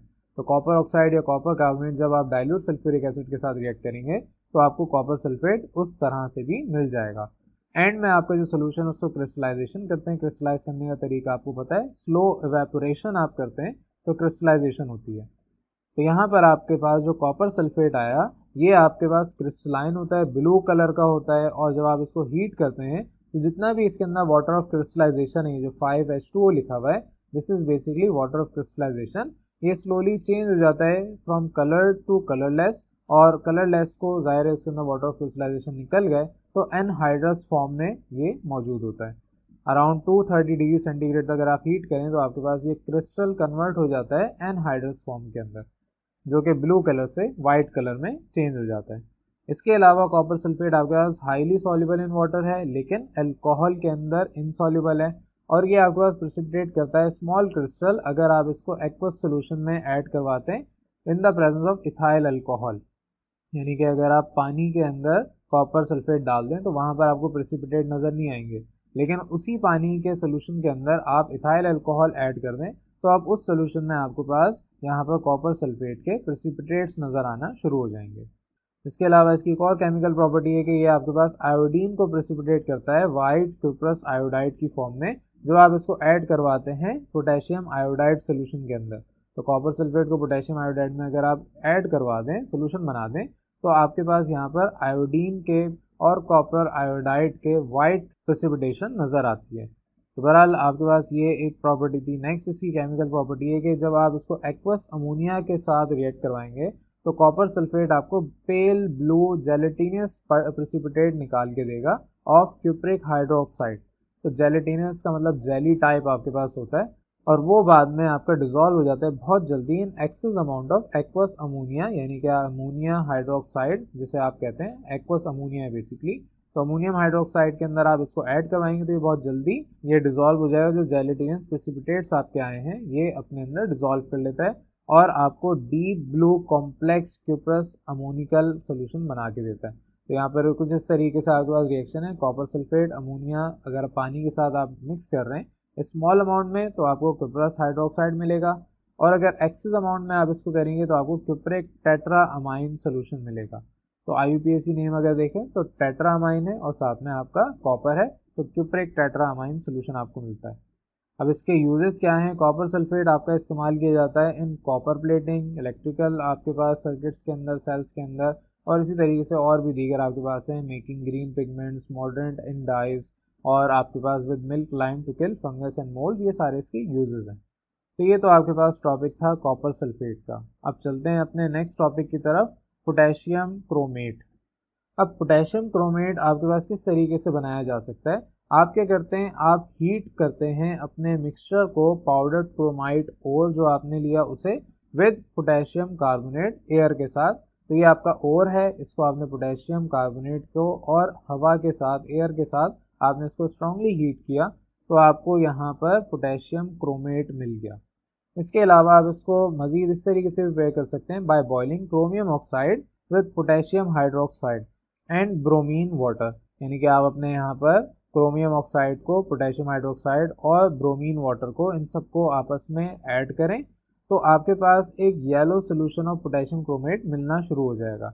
उसके बाद आप इसको क्रिस्टलाइज करें, यानी कि एवेपोरेशन कर दें, आपके पास क्रिस्टल फॉर्मेशन हो जाएगी और आपको पोटेशियम क्रोमेट यहाँ पर मिल जाएगा। अब इसकी प्रॉपर्टी के ऊपर बात करते हैं। पोटेशियम क्रोमेट आपके पास लेमन येलो क्रिस्टलाइन सॉलिड है, ये आपके पास सॉल्युबल इन वाटर है और आपको येलो कलर का सोल्यूशन बना के देता है। ये जो आपका येलो कलर का पोटेशियम क्रोमेट सोल्यूशन है ये चेंज हो जाता है from yellow to red on addition of an acid. जैसे कि आप सल्फ्यूरिक एसिड को ऐड करवा दें तो वहां पर आपके पास यहाँ पे डाइक्रोमेट आयन मिलते हैं। आपके पास ये जो क्रोमेट आयन है ये कन्वर्ट हो जाता है डाइक्रोमेट आयन में, तो अपना कलर भी चेंज कर देता है फ्रॉम येलो टू रेड। ये तो छोटा सा टॉपिक था पोटेशियम क्रोमेट का। इसी से रिलेटेड आपके पास नेक्स्ट टॉपिक है पोटेशियम डाइक्रोमेट। पोटेशियम डाइक्रोमेट आपके पास जिस तरह पोटेशियम क्रोमेट था, अब वहां पर एक और क्रोमियम आयन लगा दें तो आपके पास पोटेशियम डाइक्रोमेट एक नया सब्सटेंस आ जाता है। तो ये बनता बेसिकली पोटेशियम क्रोमेट से ही है।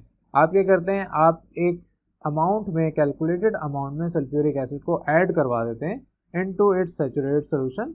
आप इसका एक सैचुरेटेड सोल्यूशन बनाते हैं, फिर उसको आप क्रिस्टलाइज करते हैं एवेपोरेशन के थ्रू, और आपको एंड में पोटेशियम क्रोमेट पोटेशियम डाइक्रोमेट में फॉर्म होके मिल जाता है। ये तो एक प्रिपरेशन थी। इसके अलावा भी आप इसको प्रिपेयर कर सकते हैं। आप क्या करेंगे, आप saturated solution of sodium dichromate को calculated amount of potassium chloride के साथ मिक्स करवाएंगे। तो आपके पास जो पोटेशियम डाइक्रोमेट है ये लेस सॉल्युबल होने की वजह से बाद में सेपरेट आउट हो जाएगा, और जो सोल्यूशन आपके पास आएगा वो ऑरेंज रेड क्रिस्टल्स की फॉर्म में आएगा। यहाँ पर आपके पास पोटेशियम डाइक्रोमेट मिलता है by the action of saturated potassium dichromate with potassium chloride. तो सिंपली अगर रिएक्शन है, यहाँ पर रिएक्शन के बाद आपको NaCl सोडियम क्लोराइड मिला, ये तो आपके पानी के अंदर डिजॉल्व हो जाता है, ये अलग हो जाता है, और बाद में आप अपने पोटेशियम डाइक्रोमेट को अलग कर लेते हैं। ये दो आपके पास प्रिपरेशन टेक्निक्स थी। अब पोटेशियम डाइक्रोमेट की प्रॉपर्टीज के ऊपर बात करते हैं। ये मॉडरेटली सॉल्युबल है वाटर के अंदर। मॉडरेटली का मतलब ना बहुत ज़्यादा ना बहुत कम, बीच में दरमियाना, और ये मजीद आपका ऑरेंज कलर का होता है इस सोल्यूशन के अंदर। ये जो आपका कलर है ये चेंज हो जाता है from orange to yellow on the addition of alkalies. वजह उसकी क्या है, due to the formation of potassium chromate. आप अपने पोटेशियम डाइक्रोमेट को किसी अल्कली के साथ, फॉर एग्जांपल पोटेशियम हाइड्रोक्साइड एक अल्कली है, उसके साथ रिएक्ट करवाएंगे तो पोटेशियम क्रोमेट में ये आपको कन्वर्ट करके देगा, और आपके पास ये जो ऑरेंज कलर था अभी कन्वर्ट हो जाएगा येलो कलर में। इसके अलावा मज़ीद अगर हम इसकी केमिकल प्रॉपर्टी देखें तो आपके पास अगर सल्फ्यूरिक कंसनट्रेटेड एसिड को आप ऐड करवाते हैं to a cold solution of potassium dichromate तो आपके red crystals of chromic oxide मिलते हैं, और वो आप बाद में सेपरेट आउट भी कर सकते हैं। तो सिंपली आपने पोटेशियम डाइक्रोमेट को कंसनट्रेटेड सल्फ्यूरिक एसिड के साथ रिएक्ट करवाया तो आपको क्रोमिक ऑक्साइड के क्रिस्टल्स मिल गए। ये इसके अलावा एक्ट करता है as a strong oxidizing agent. ये ऑक्सीडाइज कर देता है आपके आयरन को, फेरस सॉल्ट को, टू फेरिक सॉल्ट। फेरस की वैलेंसी +2 होती है, फेरिक की वैलेंसी +3 होती है, और इसके साथ साथ ये लिबरेट करता है iodine from potassium iodide in the presence of dilute sulphuric acid. तो यहाँ पर कुछ आपका रिएक्शन इस तरीके से, आयरन सल्फेट आपके पास है, पोटेशियम डाइक्रोमेट को आपने ऐड करवाया सल्फ्यूरिक एसिड जो कि डाइल्यूट है उसके साथ, तो अब यहाँ पर जो आयरन आपका फेरस था ये कन्वर्ट हो जाएगा फेरिक में। आप इसकी वैलेंसी देख सकते हैं, यहाँ पर इसकी वैलेंसी +2 है और यहाँ पर इसकी वैलेंसी +3 है। इसी तरीके से आपके पास यहाँ पर पोटेशियम आयोडाइड के साथ जब रिएक्ट करेगा तो आपको आयोडीन अलग करके दे देगा। तो ये इसकी केमिकल प्रॉपर्टीज़ हैं। इसके अलावा अगर आप इसको हीट करते हैं पोटेशियम डाइक्रोमेट को with solid potassium chloride in the presence of concentrated sulphuric acid, तो ये आपको रेडिश ब्राउन वेपर्स देता है ऑफ क्रोमाइल क्लोराइड। तो यहाँ पर ये क्रोमाइल क्लोराइड आपके पास इस तरीके से फॉर्म होता है। ये तो इसकी सारी केमिकल प्रॉपर्टीज़ थी। अब इसके इंपॉर्टेंस यूजेस पे बात करते हैं। तो पोटेशियम डाइक्रोमेट बहुत ही ज़्यादा पावरफुल ऑक्सीडाइजिंग एजेंट है in the volumetric determination of ferrous iron. अगर आप वॉल्यूमेट्रिक डिटर्मिनेशन करना चाह रहे हैं फेरस आयरन की तो उसमें as a powerful oxidising agent का काम करता है। इसके अलावा in the preparation of chromium compound, जैसे कि आपके पास chrome alum, chrome yellow, chrome red, ये आपके क्रोमियम कंपाउंड्स हैं, इसके प्रिपरेशन के लिए भी आप इसको इस्तेमाल करते हैं।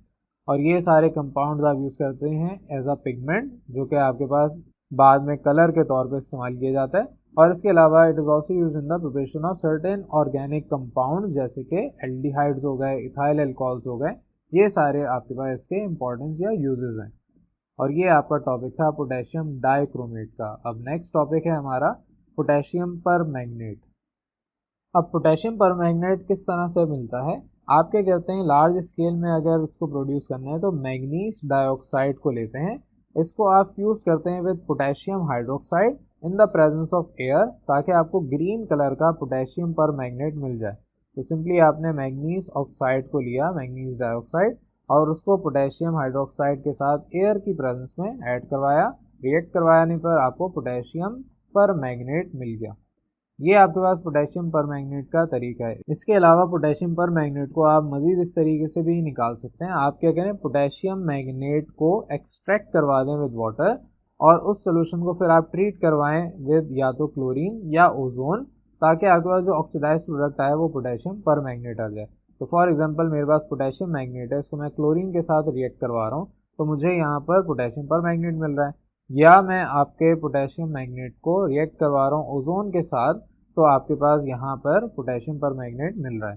ज़्यादा हम क्लोरीन से भी आपका काम करते हैं, ओजोन महंगी है इस वजह से ये रिएक्शन नहीं हम इस्तेमाल करते, लेकिन बहरहाल ये कुछ तरीके थे प्रिपरेशन के। अब यहाँ पर एक और प्रिपरेशन भी आपको गिवन है। पोटेशियम परमैंगनेट को आप मज़ीद इस तरीके से भी निकाल सकते हैं कि पोटेशियम मैंगनेट की इलेक्ट्रोलाइटिक ऑक्सीडेशन करवा के निकाल लें। फॉर एग्जांपल आपके पास पोटेशियम मैंगनेट है, आपने वाटर के साथ उसको रिएक्ट करवाया तो आपके पास यहाँ पर पोटेशियम परमैंगनेट कन्वर्ट हुआ, साथ में पोटेशियम हाइड्रोक्साइड और हाइड्रोजन गैस भी मिल गई। ये प्रोसेस आपका इलेक्ट्रोलाइटिक ऑक्सीडेशन का था जिसमें आपने पोटेशियम परमैंगनेट बनाया। अब ये जो पोटेशियम परमैंगनेट है ये बहुत ही ज़्यादा इंपॉर्टेंट केमिकल कंपाउंड है। आप यहाँ पर अपने घर में भी इसको इस्तेमाल कभी ना कभी करते होंगे। तो मैग्नीज आपका एक ट्रांजिशन एलिमेंट है, उसका बहुत ही इंपॉर्टेंट केमिकल कंपाउंड है पोटेशियम परमैंगनेट। इसकी प्रॉपर्टी भी बात करते हैं, ये डीप पर्पल क्रिस्टलाइन सॉलिड होता है, ये बहुत ही जल्दी पानी के अंदर डिजॉल्व हो जाता है गिविंग डीप पिंक कलर। तो कभी अगर आपके घर में गंदा मिट्टी वाला पानी आ जाए तो आप इसको भी डाल के साफ कर लेते हैं, और अगर कभी आपने इसको डाला हो तो नलके से आपका पिंक कलर का पानी आ रहा होता है। इसके अलावा अगर इसको गर्म करें तो ये लिबरेट करता है ऑक्सीजन और फॉर्म करता है पोटेशियम मैग्नेट, साथ ही साथ मैग्नीज डाइऑक्साइड भी।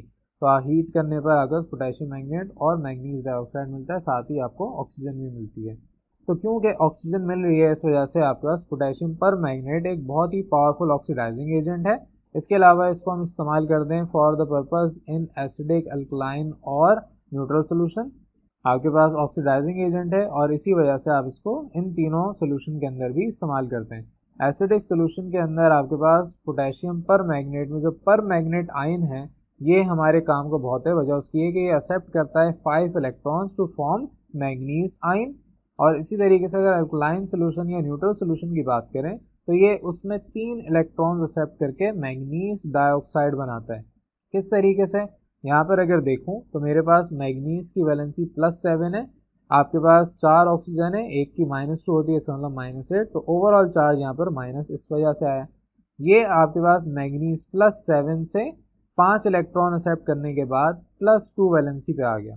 तो क्योंकि इसकी वैलेंसी ड्रास्टिकली चेंज हो जाती है, और इसी तरीके से अगर बेसिक या न्यूट्रल मीडियम की बात करूं तो यहाँ पर इसकी वैलेंसी +7 है, 3 इलेक्ट्रॉन एक्सेप्ट करने पर जब इसने मैग्नीज डाइऑक्साइड बनाया तो अब इस वक्त इसकी वैलेंसी +4 है। तो जो भी एलिमेंट अपने अंदर इलेक्ट्रॉन एक्सेप्ट करता है वो एक अच्छा ऑक्सीडाइजिंग एजेंट होता है। और इसके अलावा इसकी प्रॉपर्टी है कि आपके पास ये पोटेशियम परमैंगनेट ऑक्सीडाइज करता है फेरस सॉल्ट को फेरिक सॉल्ट में, आपके पास नाइट्राइट को नाइट्रेट के अंदर, ऑक्सैलिक एसिड को कार्बन डाइऑक्साइड में, इसी तरीके से हाइड्रोजन परऑक्साइड को ऑक्सीजन, पोटेशियम आयोडाइड को आयोडीन, ये सारे आपके पास एसिडिक मीडियम में कन्वर्जन होती है। ये इसकी केमिकल प्रॉपर्टी है। तो यहाँ पे सारी इक्वेशंस आपको दी हुई हैं कि आपके पास आयरन है, फेरस है, इसको फेरिक में कन्वर्ट करता है, नाइट्राइट है, इसको नाइट्रेट में कन्वर्ट करता है, आपके पास यहाँ पर ऑक्सैलिक एसिड को कार्बन डाइऑक्साइड, इसी तरीके से आपके पास हाइड्रोजन परऑक्साइड को ऑक्सीजन के अंदर, एंड सिमिलरली पोटेशियम आयोडाइड को आयोडीन के अंदर ये कन्वर्ट करता है। ये सारी इसकी केमिकल प्रॉपर्टीज़ हैं। ये तो आपके एसिडिक मीडियम में बात हो रही थी। अब अगर न्यूट्रल या अल्कलाइन यानी कि बेसिक मीडियम के ऊपर बात करें अगर, तो पोटेशियम परमैंगनेट में आपके पास यहाँ पर परमैंगनेट ऑक्सीडाइज करता है पोटेशियम आयोडाइड को into potassium iodate and hydrogen peroxide को ऑक्सीजन, और ख़ुद अपने आप को रिड्यूस कर लेता है मैग्नीज डाइऑक्साइड में। तो अगर अल्कलाइन मीडियम की बात करूं तो आपके पास यहाँ पर पोटेशियम परमैंगनेट है, ये आपके पोटेशियम आयोडाइड के साथ रिएक्ट करेगा और पोटेशियम आयोडाइड के साथ रिएक्ट करके आपको पोटेशियम आयोडेट बना के देगा। इसी तरीके से आपके पास हाइड्रोजन परऑक्साइड के साथ रिएक्ट करके आपको ऑक्सीजन बना के देगा। तो यहाँ पर आपके पास ये एक बहुत ही अच्छा ऑक्सीडाइजिंग एजेंट है और आपके पास ये एज अ डिसइंफेक्टेंट भी काम करता है। तो यहाँ तक आपके पास ये सारे एलिमेंट्स से, कंपाउंड्स से जिनके ऊपर हम बात कर रहे थे। अब नेक्स्ट हमारा टॉपिक है कोरोजन और उसकी प्रिवेंशन क्या होगी। अब कोरोजन यानी कि जंग, सबको पता है क्या है। और ये हमारे पास एक हार्मफुल और अनडिज़ायरेबल रिएक्शन है किसी भी मेटल के ऊपर। आपके पास ये होता क्यों है? क्योंकि एक्सपोजर टू एटमॉस्फेयर हमें मिलता है या किसी भी आपके केमिकल एजेंट के एक्सपोजर पे आपके पास जो मेटल मटेरियल है वो कोरोड होना शुरू होता है, वो ख़राब होना शुरू हो जाता है। अब जितने भी हमारे मेटल्स हैं सिवाय नोबल मेटल्स के, जो कि आपके पास सिल्वर, गोल्ड, प्लेटिनियम वगैरह हैं, इनके अलावा बाकी जितने भी मेटल्स हैं ये ज़्यादातर आपके पास कोरोजन क्रिएट करते हैं, कोरोड हो जाते हैं, इनके पास टेंडेंसी है टू कोरोड। अब ये डिफरेंट रेट्स पे होते हैं, आपके पास डिपेंड करता है कि आपने कितना टाइम उसको एटमॉस्फेयर पे एक्सपोज किया है, या उसको पानी में आपने कितना जाने दिया है, कितनी देर पानी में रखा, या किसी भी दूसरे रिएक्टिव लिक्विड के साथ कांटेक्ट में आप लेके आए, तो इन सब चीज़ों पे डिपेंड करता है। फॉर एग्जांपल मेरे पास अगर आयरन की बात करूँ, लोहा है, ये ब्राउन फ्लेकी सरफेस जिसको हम रस्ट कहते हैं वो इसके ऊपर आ जाती है। इसी तरीके से कॉपर सरफेसेस जो हैं, यानी कॉपर मेटल आपके पास, ये अपनी सरफेस को कवर कर लेता है with layer of green coloured substances. कभी अगर आपने बैटरी के ऊपर सॉल्ट देखा हो तो वहाँ पर टर्मिनल्स पे कुछ ग्रीन कलर का सॉल्ट आ जाता है। इसी तरीके से आपके पास जो सेल्स हैं which are made up of zinc, इनके ऊपर वाइट पाउडर डिपॉजिट हो जाता है इनकी सरफेस के ऊपर, जो कि बाद में आपके पास सेल के अंदर सुराख कर देता है और आपका जो जिंक का केस है वो ख़राब हो जाता है, होल्स आ जाते हैं उसके अंदर। आपने लोहे को देखा हुआ है, सरिया सबने देखा होगा कभी ना कभी, तो आपने बिल्डिंग बनते हुए देखी होगी। तो पहले वो बिल्कुल ब्लैक या आपके पास डार्क ग्रे कलर का होता है, लेकिन अगर बारिश हो जाए या ज़्यादा टाइम वो एटमॉस्फेयर में पड़ा रह जाए तो उसके ऊपर ऑरेंज या light brown, browny flakes colour के आपके पास कुछ ना कुछ उसके अंदर जंक मटेरियल आपको नज़र आता है। बेसिकली वो जो रस्ट है वो हम कहते हैं कि ये आपका सब्सटेंस कोरोड हो गया, इस पर कोरोजन आ गई है। अब ज़्यादातर आपके पास जो कोरोजन है अगर एटमॉस्फेयर की वजह से हो तो उसे हम कहते हैं एटमॉस्फेरिक कोरोजन, और जब आपके पास कोरोजन हो बिकॉज ऑफ अ लिक्विड तो आपके पास उस कोरोजन को हम कहते हैं कोरोजन इन लिक्विड हो गया। और इसी तरीके से आपके डिफरेंट मेटल्स जो हैं वो कोरोड होते हैं डिफरेंट रेट्स पे, जैसे कि आपका सोडियम, पोटेशियम, ये मेटल्स हैं, ये आपके पास जल्दी से फॉरन एक्सपोजर टू एयर में कोरोड हो जाते हैं। टार्निश मतलब एकदम से कोरोड हो जाते हैं, एकदम से आपके पास रिएक्शन कर लेते हैं। कैल्शियम आपके पास क्विकली कोरोड होता है, आयरन आपके पास थोड़ा स्लोली कोरोड होता है, और टिन, लेड, कॉपर, ये आपके जो एलिमेंट्स हैं ये बहुत ही देर से कोरोड होते हैं, ये बहुत ही ज़्यादा स्टेबल हैं, रेजिस्टेंट हैं कोरोजन के। और अगर हम पुरानी चीज़ों को देखें, पुराने डाटा को देखें, तो हमें नज़र आता है थ्रू एक्सपेरिमेंट्स कि आपके पास जो कोरोजन है ये बेसिकली 1/5 ऑफ आयरन, अगर आयरन की बात करूं उसमें अगर हम आयरन 5 टुकड़े लेते हैं लेट सपोज, तो एक टुकड़ा हमारे इस्तेमाल में एनुअली लॉस्ट हो जाता है, ज़ाया हो जाता है। और वजह उसकी ये है कि हमारे पास जो आयरन है वो आपके एटमॉस्फेयर में जाने के बाद वाटर मॉलिक्यूल्स की वजह से अपने ऊपर एक ऑक्साइड की लेयर फॉर्म करता है और इस वजह से आपकी कोरोजन होती है। इसके अलावा जो आयरन है ये आपके पास बहुत ही जल्दी अपनी स्ट्रेंथ लूज़ कर देता है, जो आयरन स्ट्रक्चर है आपका उसकी स्ट्रेंथ रिड्यूस हो जाती है। अब हमारे पास कुछ एलिमेंट्स, कुछ मेटल्स ऐसे हैं जो कि बहुत ज़्यादा इस्तेमाल होते हैं, जैसे आयरन, स्टील, ये आपके ऐसे मेटल्स हैं, ऐसे सब्सटेंसेस हैं जो बहुत ज़्यादा इस्तेमाल किए जाते हैं। अब क्योंकि ज़्यादा इस्तेमाल होने की वजह से आपके पास यहाँ पर प्रॉब्लम भी ज़्यादा है, कोरोजन एक बहुत बड़ी प्रॉब्लम है, तो हमारे पास कुछ मेथड्स हैं टू प्रिवेंट द कोरोजन, कुछ यहाँ पर आपकी किताब में डिस्कस किए हैं जो हम डिस्कस करेंगे। सबसे पहला मेथड है कि आप प्रोटेक्टिव मेटालिक कोटिंग कर देते हैं। तो फॉर एग्जांपल आपके पास आयरन है या स्टील है, इसको आपको प्रोटेक्ट करना है फ्रॉम कोरोजन, तो आप क्या करेंगे, कोटिंग करेंगे with another metal as in galvanized iron, जैसे आपके गैल्वेनाइज्ड आयरन में होती है। गैल्वेनाइज्ड आयरन कभी अगर आपने देखा हो तो बेसिकली आप क्या करते हैं, आयरन को कवर कर देते हैं, उसके ऊपर एक लेयर चढ़ा देते हैं जिंक की या टिन की, इसे हम जिंक प्लेटिंग या टिन प्लेटिंग भी कहते हैं। तो आपके पास यहाँ पर टिन कवर्ड या जिंक कवर्ड आयरन को गैल्वेनाइज्ड आयरन कहा जाता है। ये एक मेथड है कि आप प्रोटेक्टिव मेटल की कोटिंग कर दें, एक मेटल के ऊपर दूसरा मेटल आप कोट कर दें। दूसरा मेथड है इलेक्ट्रोप्लेटिंग। आप क्या करते हैं, नोबल मेटल्स को इस्तेमाल करते हैं, आप अपना कोई भी बेस मेटल लें, उसके ऊपर आप नोबल मेटल को इलेक्ट्रोप्लेट करवा दें, आपका जो भी मेटल है उसके ऊपर। इसी तरीके से आपके पास थर्ड मेथड है अलॉइंग ऑफ मेटल्स। आप क्या करते हैं, आप अपने दो मेटल्स लेते हैं, एक आपके पास बेस मेटल कहलाता है जिसके ऊपर आपने दूसरे मेटल को ऐड करवाना है। ये बहुत ही इंपॉर्टेंट तरीका है for the protection of metal from corrosion.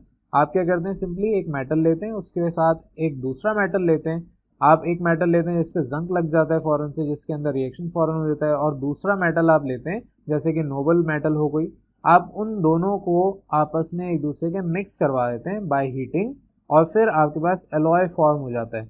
और ये जो एलॉय फॉर्मेशन होती है वो आपके पास अब ज़्यादा लंबे अरसे तक चलती है। जैसे कि आपका एक सब्सटेंस है स्टेनलेस स्टील। स्टेनलेस स्टील आपका एलॉय है आयरन, क्रोमियम और निकल का। तो यहाँ पर stainless steel is an alloy. Alloy बनाने के तरीके ये कि आप दो या दो से ज़्यादा मेटल्स लेते हैं। आयरन क्योंकि जल्दी कोरोजन कर लेता है तो आप दूसरे मेटल्स को ऐड करवाते हैं, ताकि आपके पास जो अब नया सब्सटेंस आया वो आपके पास अब कोरोड कम होगा, यानी कि देर से होता वो भी है, लेकिन काफ़ी लंबे अरसे तक वो नहीं होता। तो ये तो तीन आपके पास मेथड थे। अब नेक्स्ट आपका यहाँ पर गिवन है coating with non metallic materials.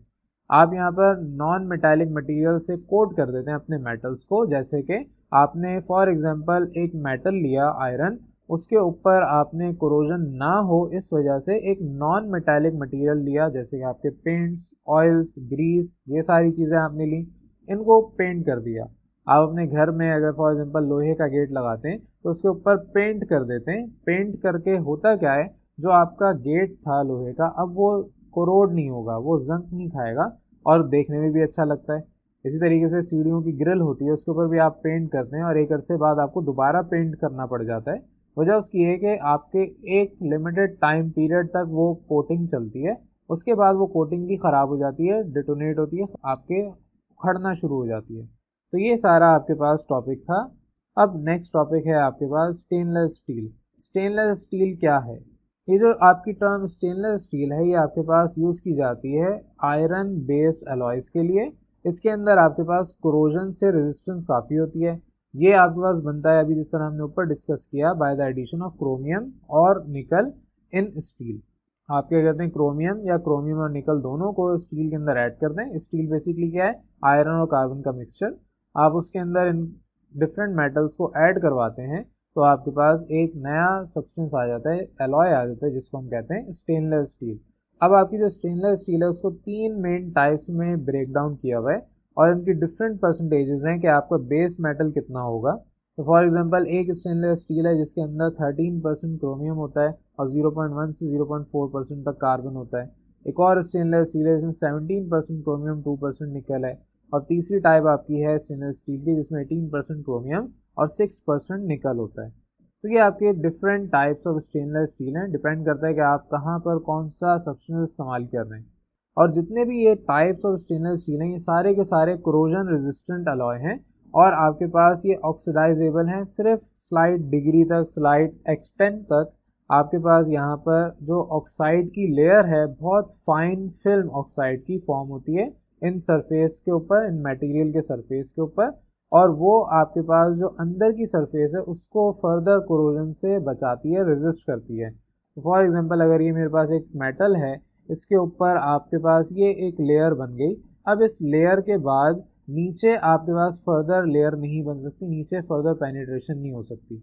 और ये जो आपकी कोटिंग है ऑक्साइड की ये इतनी फाइन, इतनी बारीक है, इतनी आपके पास थिन है कि आपके पास जो कलर है वो वही रहता है, आपका कलर चेंज नहीं होता बेसिक मटेरियल का, और आपको कोई भी चेंज नज़र नहीं आता। आपको लगता है कि यहाँ पर आपके पास कोई रिएक्शन नहीं हो रहा, कोई आपके पास लेयर नहीं बन रही। आपके घर में जो चम्मच कांटे वगैरह हैं स्टेनलेस स्टील के अगर वो हैं तो आपके पास कलर उसका कभी आपको चेंज होता हुआ नज़र नहीं आएगा, ऑल्दो उसके ऊपर ऑलरेडी एक लेयर आ चुकी है ऑक्साइड की, लेकिन वो इतनी बारीक है कि उससे कोई फ़र्क नहीं पड़ता, हमें नज़र नहीं आती। ये जो आपका स्टेनलेस स्टील है ये ज़्यादातर आपका इस्तेमाल किया जाता है for the production of house hold utensils, cutlery, आपके बर्तन वगैरह, आपके पास आर्टिकल्स फॉर डेकोरेशन, आप डेकोरेशन पीस जितने भी इस्तेमाल करते हैं। और इसकी एप्लीकेशन इंडस्ट्री के अंदर तो बहुत ही अनलिमिटेड है, आप जितनी जहाँ इसको इस्तेमाल करना चाहते हैं ये वहाँ इस्तेमाल हो जाता है। तो ये बेसिक सा आपका टॉपिक था कोरोजन का और उसकी प्रिवेंशन। अब नेक्स्ट टॉपिक है हमारे पास सिल्वरिंग ऑफ मिरर्स।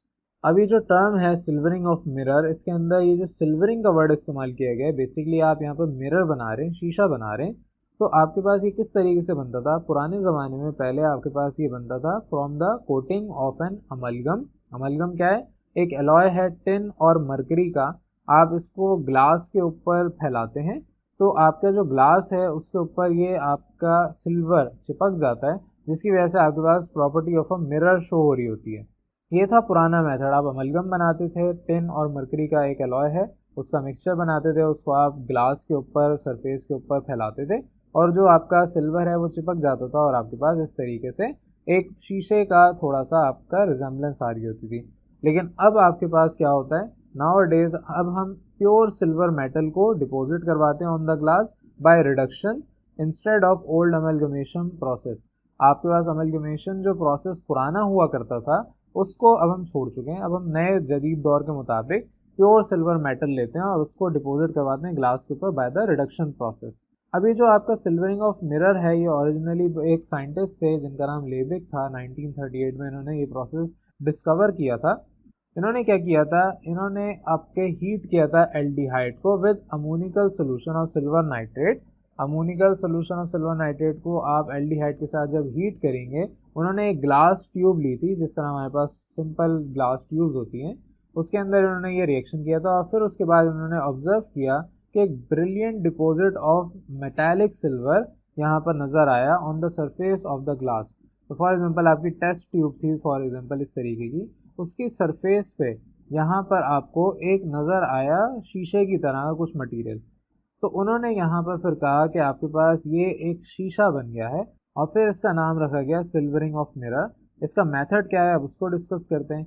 सबसे पहले आप क्या करते हैं, आप एक क्लीन ग्लास शीट लेते हैं विद अमोनिया और उसे फिर आप वाइप करते हैं विद अ वेट कैमोइस। ये कैमोइस आपके पास बेसिकली कपड़ा है, बहुत ही आपका फाइन क्वालिटी का होता है, सॉफ्ट सा होता है। आप अपने ग्लास शीट को अमोनिया से साफ़ करते हैं, वाइप करते हैं। फिर उसके बाद आप एक सोल्यूशन प्रिपेयर करते हैं, solution of silver nitrate in distilled water. Distilled water आपको पता है उस वाटर कहते हैं जिसमें सिर्फ H2O होता है। इसके अंदर 100% प्योर वाटर है, आपका कोई मिनरल ऐड नहीं, कोई दूसरा सब्सटेंस नहीं है। तो बहरहाल आप ये सोल्यूशन प्रिपेयर करते हैं और फिर उसके बाद आप डाइल्यूट एक्वस अमोनिया स्लोली उसके अंदर ऐड करते हैं। तब तक ऐड करते हैं जब तक आपके पास ब्राउन प्रेसिपिटेट्स नहीं नज़र आना शुरू हो जाते सिल्वर ऑक्साइड के, और यहाँ पर आपके पास एक सोल्यूशन तैयार हो जाता है। अब उसके बाद आप एक दूसरा बीकर लेते हैं, उसमें आप एक सोल्यूशन प्रिपेयर करते हैं जिसे आप कहते हैं रोशल सॉल्ट, जिसका एक्चुअल नाम सोडियम पोटेशियम टार्ट्रेट है। इसको पानी के अंदर आप प्रिपेयर करते हैं। ये जो सोल्यूशन आपके पास आया इसको आप अमोनिकल सिल्वर नाइट्रेट सोल्यूशन कहते हैं। अब जब आपके पास ये सोल्यूशन आया इसको आप ऐड करवाते हैं ग्लूकोज के अंदर और ये ग्लूकोज एक्ट करता है एज अ रिड्यूसिंग एजेंट और फिर इमीडिएटली आप इसको पोर कर देते हैं, इसको उलट देते हैं, डाल देते हैं इस सोल्यूशन को on the middle of the glass, जिसको आपने सिल्वर बनाना है यानी सिल्वरिंग ऑफ मिरर करनी है। फिर क्या होगा, जब आपने सेंटर में स्प्रेड किया तो आपके पास ये ओवरऑल जो सरफेस है वहाँ पे फैलेगा ग्लास शीट के ऊपर और आपका जो रिएक्शन है रिडक्शन रिएक्शन ये फ़ौरन से स्टार्ट होना शुरू हो जाएगा। तो इसकी इक्वेशन ज़रा देखते हैं। आपका सिल्वर नाइट्रेट अमोनिकल सोल्यूशन के अंदर आपने ऐड किया तो आपको सिल्वर हाइड्रोक्साइड वाइट प्रेसिपिटेट्स मिल गए। ये सिल्वर हाइड्रोक्साइड आपने दोबारा अमोनिकल सोल्यूशन जो आपका है इसके अंदर ऐड किया तो आपको डायअमाइन सिल्वर हाइड्रोक्साइड ये एक सब्सटेंस मिला। इस सब्सटेंस को आप ब्रेक डाउन करते हैं तो सिल्वर ऑक्साइड मिलता है। जाहिर है आपके पास ये एक इंटरमीडिएट सब्सटेंस है, आपके पास ये अभी कंप्लीट रिएक्शन नहीं हुआ। कंप्लीट रिएक्शन जब होता है तो आपको डार्क कलर का सब्सटेंस मिलता है जो कि आपका सिल्वर ऑक्साइड है। ये सिल्वर ऑक्साइड रिएक्ट करवाते हैं आप ग्लूकोज के साथ तो आपको सिल्वर अलग होके मिल जाता है और यही सिल्वर आपका अब उस ग्लास शीट के ऊपर अटैच हो जाता है, उस सरफेस के ऊपर डिपॉजिट हो जाता है और अब जो आपको शीशा मिलता है वो बेसिकली एक्चुअल में शीशा ही है जो आपके घरों में भी लगा हुआ है। तो ये पूरा आपका टॉपिक था सिल्वरिंग ऑफ मिरर का। इसका एक सब टॉपिक है फोटोग्राफी। फोटोग्राफी भी कुछ इसी तरीके से आपके पास होती है। अब यहाँ पर तो आजकल के दौर में हमारे पास मोबाइल फ़ोन्स हैं, डिजिटल कैमराज हैं, हमें अब इसकी कोई ज़रूरत ही नहीं है क्योंकि हमारे पास अब टेक्नोलॉजी चेंज हो चुकी है। लेकिन पुराने ज़माने में जब ये मोबाइल फ़ोन्स कैमरा वगैरह नहीं थे तो आपके पास टेक्नोलॉजी डिफरेंट हुआ करती थी और डिफरेंट तरीके से लोग तस्वीर खींचा करते थे, तस्वीर बनाया करते थे। तो यहाँ पर अगर आपका सवाल है कि अब हम इसको क्यों पढ़ें, टेक्नोलॉजी तो ऑब्सोलीट हो चुकी है, अब तो नई टेक्नोलॉजी आ गई, उसको पढ़ना चाहिए। आप उसको भी पढ़ें लेकिन जो बेसिक्स हैं आप उसको नहीं छोड़ सकते। आपको पता होना चाहिए कि पहले किस तरीके से ये चीज़ थी और उसी चीज़ को रीइनोवेट करके आप यहाँ आज कैसे पहुँचे। तो वो सारी नॉलेज आपके पास होना बेहतर है, ना हो तो कोई मसला भी नहीं है। तो बहरहाल चलते हैं फोटोग्राफी के ऊपर। आपके पास photography simply is a art of developing a picture. आपके पास जो फोटोग्राफी है ये बेसिकली एक आर्ट है और ये पहले फोटोग्राफिक प्लेट्स होती थी या उसको हम फोटोग्राफिक फिल्म्स कहते थे। इसके ऊपर ये ड्रॉ होती थी, जो कि कैमरा पुराने ज़माने का ड्रॉ करता था, तस्वीर खींचता था। अब ये होता किस तरह से था, आपकी जो लाइट है वो इस फिल्म के ऊपर एक्सपोज होती थी और फिर एक तस्वीर आपको नज़र आती थी, उसको आप कहते थे इस प्रोसेस को फोटोग्राफी। अभी जो हमारे पास फोटोग्राफिक फिल्म या प्लेट्स होती हैं, ये कंसिस्ट करती हैं एक emulsion of silver bromide and silver iodide. इसे आप सस्पेंड करते हैं in a gelatin coated to a cellulose acetate sheet. एक सेलुलस एसीटेट शीट है जिसको आपने जेलेटिन कोटेड किया हुआ है और उसके ऊपर आपने इमल्जन ऐड किया है, आपने सिल्वर ब्रोमाइड और सिल्वर आयोडाइड का इमल्जन बना के इस सेलुलोस एसीटेट शीट के ऊपर, जिसके ऊपर जेलेटिन कोटेड की थी, उसके ऊपर आपने ये इमल्जन ऐड किया। तो बेसिकली सिंपल एक शीट है, उसके ऊपर आपने कोटिंग की जेलेटिन की ताकि आपके पास जो शीट है वो भी सिक्योर है, और उसके ऊपर आपने इमल्जन, ये mixture of two different substances add कर दिया। इस तरीके से आपके पास एक फोटोग्राफिक फिल्म आई या प्लेट आई। अब जो आपके पास सिल्वर ब्रोमाइड है यहाँ पर, ये बहुत सेंसिटिव है टू लाइट और ये आपका फोटो केमिकल चेंज की तरफ जाता है, डिकम्पोजिशन की तरफ जाता है जब आपके पास लाइट इसके ऊपर पड़ती है। इसी के साथ साथ सल्फर यहाँ पर आपके पास जो है ये आपके बहुत इंपॉर्टेंट कंस्टिट्यूएंट है जेलेटिन का, और ये इंक्रीज कर देता है सेंसिटिविटी सिल्वर ब्रोमाइड की। तो हर चीज़ का अपना एक पर्पज़ है यहाँ पे। जब आपकी लाइट एक्सपोज होती है अप टू सम एक्सटेंट, तो आपके जो ग्रेन्स ऑफ सिल्वर ब्रोमाइड हैं, आपका जो silver bromide as a emulsion हमने इस्तेमाल किया था फोटोग्राफिक प्लेट के ऊपर, ये अंडरगो करता है रिडक्शन, और आपके पास रिडक्शन के बाद ये कन्वर्ट हो जाता है मेटालिक सिल्वर में। उसके बाद आप फिर ये जो फिल्म है, अब क्योंकि सिल्वर उस पर डिपॉजिट हो गया, रिड्यूस हो गया, इसको आप बाद में डेवलप करते हैं बाय ऑर्गेनिक रिडक्शन एजेंट्स, जैसे कि आपके पास मेटल हाइड्रोक्विनोन या पायरोगैलॉल हो गया। ये आपके कहलाते हैं डेवलपर्स। आपके पुराने ज़माने में जो तस्वीर होती थी वो ऐसा नहीं था कि आपने एक क्लिक की और आपको वो तस्वीर नज़र आ रही है। पहले आप तस्वीर खींचते थे, फिर आप उसको डेवलप करते थे कई घंटों बाद जाके, और फिर उसको ड्राई करने के बाद आपकी तस्वीर एक्चुअल फॉर्म में आती थी, उसमें कलर्स आते थे। तो बहरहाल आप ऑर्गेनिक रिड्यूसिंग एजेंट इस्तेमाल करते हैं। ये जो आपका डेवलपर्स हैं ये रिड्यूस करते हैं और आपका जो सेंसिटाइज सिल्वर ब्रोमाइड है इसको कन्वर्ट कर देते हैं सिल्वर मेटल में। और जो आपके पास अनसेंसिटाइज सिल्वर ब्रोमाइड थे, ज़ाहिर है पूरी सरफेस तो आपकी इस्तेमाल नहीं हुई, पूरी आपकी लाइट पूरी सरफेस पे तो नहीं पड़ रही थी। जो अनसेंसिटाइज यानी अनटच सिल्वर ब्रोमाइड थे वो आपके पास रिमेन होते हैं अनचेंज, आपके एज इट इज़ रह जाते हैं। और इस टेक्निक की मदद से जो आपकी डेवलप्ड फिल्म आपकी रिप्रोड्यूस हो रही है, ये एक पैटर्न नज़र आता है लाइट का, और वो जो लाइट आपकी एक्सपोज हुई थी, फॉर एग्जांपल मेरे पास ये एक हिस्सा है, एक फिल्म है, इसमें मेरे पास ये डिफरेंट जगहों पर लाइट एक्सपोज हुई, तो मेरे पास सिर्फ ये डिफरेंट जगहों पर जहाँ लाइट एक्सपोज हुई है सिर्फ उसी का पैटर्न मुझे नज़र आएगा, उसी की फिल्म नज़र आएगी। तो अगर फॉर एग्जांपल यहाँ पर एक इंसान है जिसको आपने खींचा है और इंसान की तस्वीर यहाँ पर आपको बनते हुए नज़र आ रही है, तो ये बाकी एरिया अनएक्सपोज्ड है, ये आपके पास अनटच है, तो यहाँ पर पैटर्न नज़र नहीं आएगा। जो आपका हिस्सा एक्सपोज्ड है लाइट का, सिर्फ वही आपके पास पैटर्न नज़र आएगा और वहाँ पर आपके पास एक तस्वीर बन जाएगी। और ये जो आपकी फिल्म है इसको हम कहते हैं नेगेटिव। वजह उसकी ये है कि आपके पास ये ब्लैक एंड काली हो जाती है मेटालिक सिल्वर की वजह से, जहाँ जहाँ लाइट आपकी इमेज की पड़ रही होती है। जहाँ पर आपकी इमेज की लाइट पड़ी वहाँ पर आपके पास इंटेंस जगह हो गई, यानी वहाँ पर आपके पास डार्क जगह हो गई, और बाकी जहाँ लाइट नहीं पड़ी वो आपके पास जगह डार्क नहीं हुई। तो इस तरीके से आप इसको नेगेटिव कहते हैं।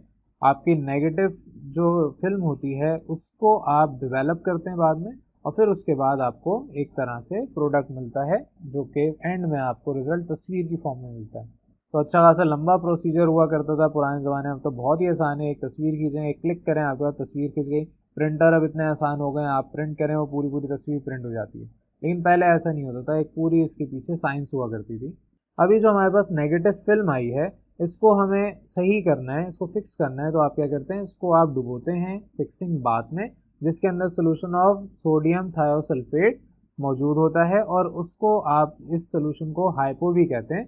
ये क्या करता है, रिमूव करता है excess amount of undeveloped silver salt, जो कि आपके पास सॉल्युबल सिल्वर थायोसल्फेट कॉम्प्लेक्स बनाता है एंड में। तो ये आपका सोडियम थायोसल्फेट इस्तेमाल किया जाता है, जिसको आप हाइपो भी कहते हैं, ताकि आपके पास जो अनडेवलप्ड सिल्वर सॉल्ट था ये अब आपका रिएक्ट करके फॉर्म करके दे सॉल्युबल सिल्वर थायोसल्फेट कॉम्प्लेक्स में। कुछ रिएक्शन आपके पास इस तरीके से, और जब आपके पास ये रिएक्शन हो जाता है तो एक पॉजिटिव प्रिंट आप जनरेट कर सकते हैं बाय एक्सपोजिंग फोटोग्राफिक पेपर, जिसमें आपके पास कोट ऑफ सिल्वर ब्रोमाइड और सिल्वर आयोडाइड इमल्जन पहले से मौजूद होता है। तो आपके पास एक सिंपल सी नेगेटिव प्लेट थी जिसमें आपकी तस्वीर आई, इसको आपने पॉजिटिव प्लेट के ऊपर एक्सपोज करवाया सेम प्रोसेस से, और आपके पास जो लाइट अब पास हो रही है through the super impose negative print, यहाँ से आपकी लाइट पास हुई और वो लाइट इस प्लेट के ऊपर, इस पॉजिटिव प्लेट के ऊपर एक्सपोज होती है। अभी जो पेपर एक्सपोज हुआ है इसको आप फाइनली डेवलप करते हैं और आपके पास यहाँ पर एक तस्वीर जो इधर थी वो बनना शुरू हो जाती है। फॉर एग्जांपल एक छोटी सी फिल्म आपकी इतनी सी थी, आप इसको एक बड़े से पेज के ऊपर प्रिंट कर सकते हैं। तो जिस इंसान ने आज तक ये प्रोसेस देखा ही नहीं है, आज तक उसने पुराने कैमरा जिसके अंदर फोटोग्राफिक फिल्म डलती थी वो प्रोसेस देखा ही नहीं है, तो आपको ये टॉपिक समझ आना बहुत मुश्किल है। तो इसके लिए मैं रिकमेंड करूँगा कि आप यूट्यूब पे जाएं, पहले आप वो प्रोसेस देखें कि होता क्या था, फिर आप इस टॉपिक को पढ़ें ताकि आपको समझ आए कि यहाँ पर बात क्या हो रही है, फिर आपको साइंस समझ आएगी। अगर आपने बचपन से, जब से पैदा हुए तब से सिर्फ और सिर्फ आपने एक बटन क्लिक किया और आपकी तस्वीर खिंच गई, तो आपको ये टॉपिक समझ ही नहीं आएगा। इसके लिए आपको पुराना कॉन्सेप्ट होना लाजमी है। तो बेहतर है कि आप इसको पहले देखें, यूट्यूब के ऊपर बहुत सारी वीडियोस बनी हुई हैं, और फिर उसके बाद हम आगे इसको दोबारा रिवाइज कर लेंगे। और अब चलते हैं अपने नेक्स्ट टॉपिक की तरफ, जो कि है आपका टिन प्लेटिंग। अब टिन प्लेटिंग क्या है? Tin plating is an art of making a coat of metallic tin on baser metal. Baser metal का मतलब जो आपके पास एक्चुअल मेटल है जिसके ऊपर आपने प्लेटिंग करनी है, उसे आप बेसर मेटल कहते हैं। ये एक आर्ट है, आप क्या करते हैं, सिंपल कोटिंग करते हैं। फॉर एग्जांपल आयरन और कॉपर, ये आपके पास दो ऐसे मेटल हैं जिसको आपने प्रोटेक्ट करना है, और आप इसको प्रोटेक्ट इसलिए करना चाहते हैं क्योंकि ये कोरोड हो जाते हैं और ये पॉइजन हो जाते हैं। तो आप सिंपली क्या करते हैं, टिन की प्लेटिंग कर देते हैं इन मेटल्स के ऊपर। तो टिन प्लेटेड आयरन शीट्स की अगर बात करूँ, ये आपके पास बहुत ज़्यादा इस्तेमाल की जाती हैं for making cooking oil containers, या आपके पास ये जितने भी टाइप ऑफ कंटेनर्स हैं उसके लिए आप इसको इस्तेमाल करते हैं बनाने के लिए। इसके अलावा जो आपकी हाउस होल्ड यूटेंसिल्स हैं कॉपर या ब्रास की, ये भी आपके पास प्रोटेक्ट की जाती हैं from poisoning by tin plating. आपके ये मेटल्स पॉइजन हो जाते हैं, आपके ये जंग तो एक अलग चीज़ है, पॉइजन का मतलब ये टूटना शुरू हो जाते हैं, इसमें दूसरा मेटल, दूसरा सब्सटेंस, चाहे वो मेटल हो या नॉन मेटल हो, वो इनके ऊपर आके अक्यूमुलेट होता है और इसको खाना शुरू कर देता है, इसको हम कहते हैं पॉइजनिंग। तो ये जो आपके पास मटेरियल्स हैं, ये जो मेटल्स हैं, इनको आप प्रोटेक्ट करते हैं बाय टिन प्लेटिंग। अभी जो प्रोसेस है आपका टिन प्लेटिंग है, जिसको आप टिनिंग भी कहते हैं, ये आपके पास या तो मैकेनिकल या इलेक्ट्रिकल मेथड दोनों से आप कर सकते हैं। तो अगर हम मैकेनिकल प्रोसेस की बात करें तो आपके पास जो आयरन शीट्स या माइल्ड स्टील की आपके पास शीट्स हैं, इसको सबसे पहले तो आप थॉरली क्लीन करते हैं by dipping in warm dilute sulphuric acid. आप इसको डाइल्यूट सल्फ्यूरिक एसिड के अंदर डिप कर देते हैं और फिर उसके बाद जो आपकी ऑक्साइड फिल्म होती है वो आपकी रिमूव हो जाती है। अब जो आपकी ये ऑक्साइड फिल्म रिमूव हो गई तो शीट्स जो हैं इनको आप दोबारा वॉश करते हैं विद वाटर, और फिर उनको ड्राई करने के बाद आप इसको डिप कर देते हैं in the bath containing molten tin. यानी कि एक बर्तन लिया, उसके अंदर आपने पहले से टिन मोल्टन फॉर्म में रख दिया, और साफ़ सुथरा करने के बाद आपने पानी से इसको क्लीन करने के बाद, खुश्क करने के बाद जो शीट्स आई आयरन या आपकी स्टील की, इनको डिप कर दिया टिन के अंदर, मोल्टन टिन के अंदर। फिर उसके बाद आप ये जो शीट्स हैं इनको रोल करते हैं ताकि जो आपके सुपरफ्लोरस टिन है, यानी कि जो आपके पास इजाफी इसके ऊपर टिन चिपक गया है, उसे रोल करने से आप सारी निकाल देते हैं, और फिर उसके बाद जो आपके पास अब सब्सटेंस आया वो टिन प्लेटेड हो चुका होता है। ये तो एक तरीका था। इसके अलावा आपके पास जो कॉपर है या ब्रास यूटेंसिल्स हैं, जितने भी कॉपर और ब्रास यूटेंसिल्स हैं, इनको आप पहले हीट करते हैं, फिर उसके बाद उसको रब करते हैं with some quantity of ammonium chloride, ताकि आपके पास जो ऑक्साइड फिल्म है आपके ब्रास और कॉपर के ऊपर वो आपकी निकले। उस पर फिर आप थोड़ी मिकदार में टिन मेटल को रब करते हैं ओवर द हॉट सरफेस, और फिर दोबारा थोड़े से अमाउंट ऑफ अमोनियम क्लोराइड को स्प्रिंकल करने के बाद जो सरफेस है यूटेंसिल्स की, इनको पॉलिश करते हैं विद अ रैग। रैग आपका जिस तरह रेगमाल होता है, बेसिकली वो रैग ही है। जब तक आपके पास यूनिफॉर्म लेयर ऑफ टिन नहीं आ जाती तब तक आप उसको सरफेस को पॉलिश करते रहते हैं। ये आपके पास सारे मैकेनिकल प्रोसेसेस थे, मैकेनिकल मेथड थे। अब हम बात करते हैं इलेक्ट्रोलिटिक प्रोसेस के ऊपर। इलेक्ट्रोलिटिक प्रोसेस बहुत ही आसान है। आप क्या करते हैं, आयरन शीट्स को पहले क्लीन करते हैं, फिर वॉश करते हैं और फिर ड्राई करते हैं, उसी तरीके जिस तरह आपने मैकेनिकल प्रोसेस में किया था, और फिर आप उसको डुबो देते हैं एक बाथ में जिसके अंदर मिक्सचर ऑफ स्टेनस क्लोराइड और हाइड्रोक्लोरिक एसिड होता है। आपने स्टेनस क्लोराइड और हाइड्रोक्लोरिक एसिड का मिक्सचर बनाया, उसके अंदर आपने अपनी आयरन शीट को डुबो दिया, सस्पेंड कर दिया। और फिर जो आपके पास यहाँ पर इलेक्ट्रोलिसिस है वो आपके पास pure tin as a anode इस्तेमाल किया जाता है, और आयरन शीट जो आपने धो के साफ सुथरा करके रखी वो एज अ कैथोड आप इस्तेमाल करते हैं। और जब आप उसके अंदर करंट पास करवाएंगे इस बाथ के अंदर, तो जो टिन है, स्टेनस क्लोराइड का मतलब ये टिन बेसिकली है, ये टिन आपका स्टार्ट होता है depositing on the iron sheets. आपके पास जितना अमाउंट आप ऐड करवाना चाहते हैं उतना ज़्यादा आप उसमें करंट पास करवा दें, और आपका जो सोल्यूशन है उसके अंदर आपका टिन उतना ज़्यादा होना चाहिए। तो जो आपकी आयरन शीट्स थी ये टिंड हो जाती है, यानी टिन प्लेटिंग हो जाती है इलेक्ट्रोलिसिस के थ्रू। तो दो मेथड है, एक मैकेनिकल प्रोसेस, दूसरा इलेक्ट्रोलिटिक प्रोसेस। मैकेनिकल प्रोसेस में आप मैकेनिकली काम करवा रहे हैं, ऐड करवा रहे हैं सब्सटेंस को, आप उसको डुबो रहे हैं, कोई उसमें इलेक्ट्रिसिटी पास नहीं करवा रहे हैं। इलेक्ट्रोलिटिक प्रोसेस में आप क्या कर रहे हैं, इलेक्ट्रोलिसिस करवा रहे हैं और अपने कैथोड और एनोड बना रहे हैं। तो ये आपका लास्ट टॉपिक था इस चैप्टर का, टिन प्लेटिंग। ये चैप्टर वैसे तो टॉपिक इसमें ज़्यादा हैं, लेकिन as compare to previous chapters ये थोड़ा सा छोटा चैप्टर है और आसान भी है। इन्फॉर्मेशन ज़्यादा है, नॉलेज ज़्यादा है, लेकिन इसके अंदर कोई भी ऐसी चीज़ नहीं है जो कि टेक्निकल हो, आपको थोड़ा सा समझने में मुश्किल हो रही है। तो यहाँ पर आपका चैप्टर एंड करते हैं। उम्मीद तो है कि आपको सारा क्लियर हुआ होगा, सारा मैंने काफ़ी डिटेल में इसको समझाया है। लेकिन अगर आपने इसको पहले से नहीं पढ़ा हुआ तो आप इस चैप्टर को पहले डिटेल में स्टडी करें, क्योंकि हमारा ये रिवीजन लेक्चर होता है। ये जितनी भी सीरीज़ मेरी हैं ये सारी रिवीजन सीरीज़ हैं। इसके अंदर मैं कोई चीज़ आपको नए सिरे से नहीं पढ़ा रहा। इसमें आपको अगर नए सिरे से पढ़ना है तो आपको काफ़ी डिटेल में स्टडी करनी पड़ती है।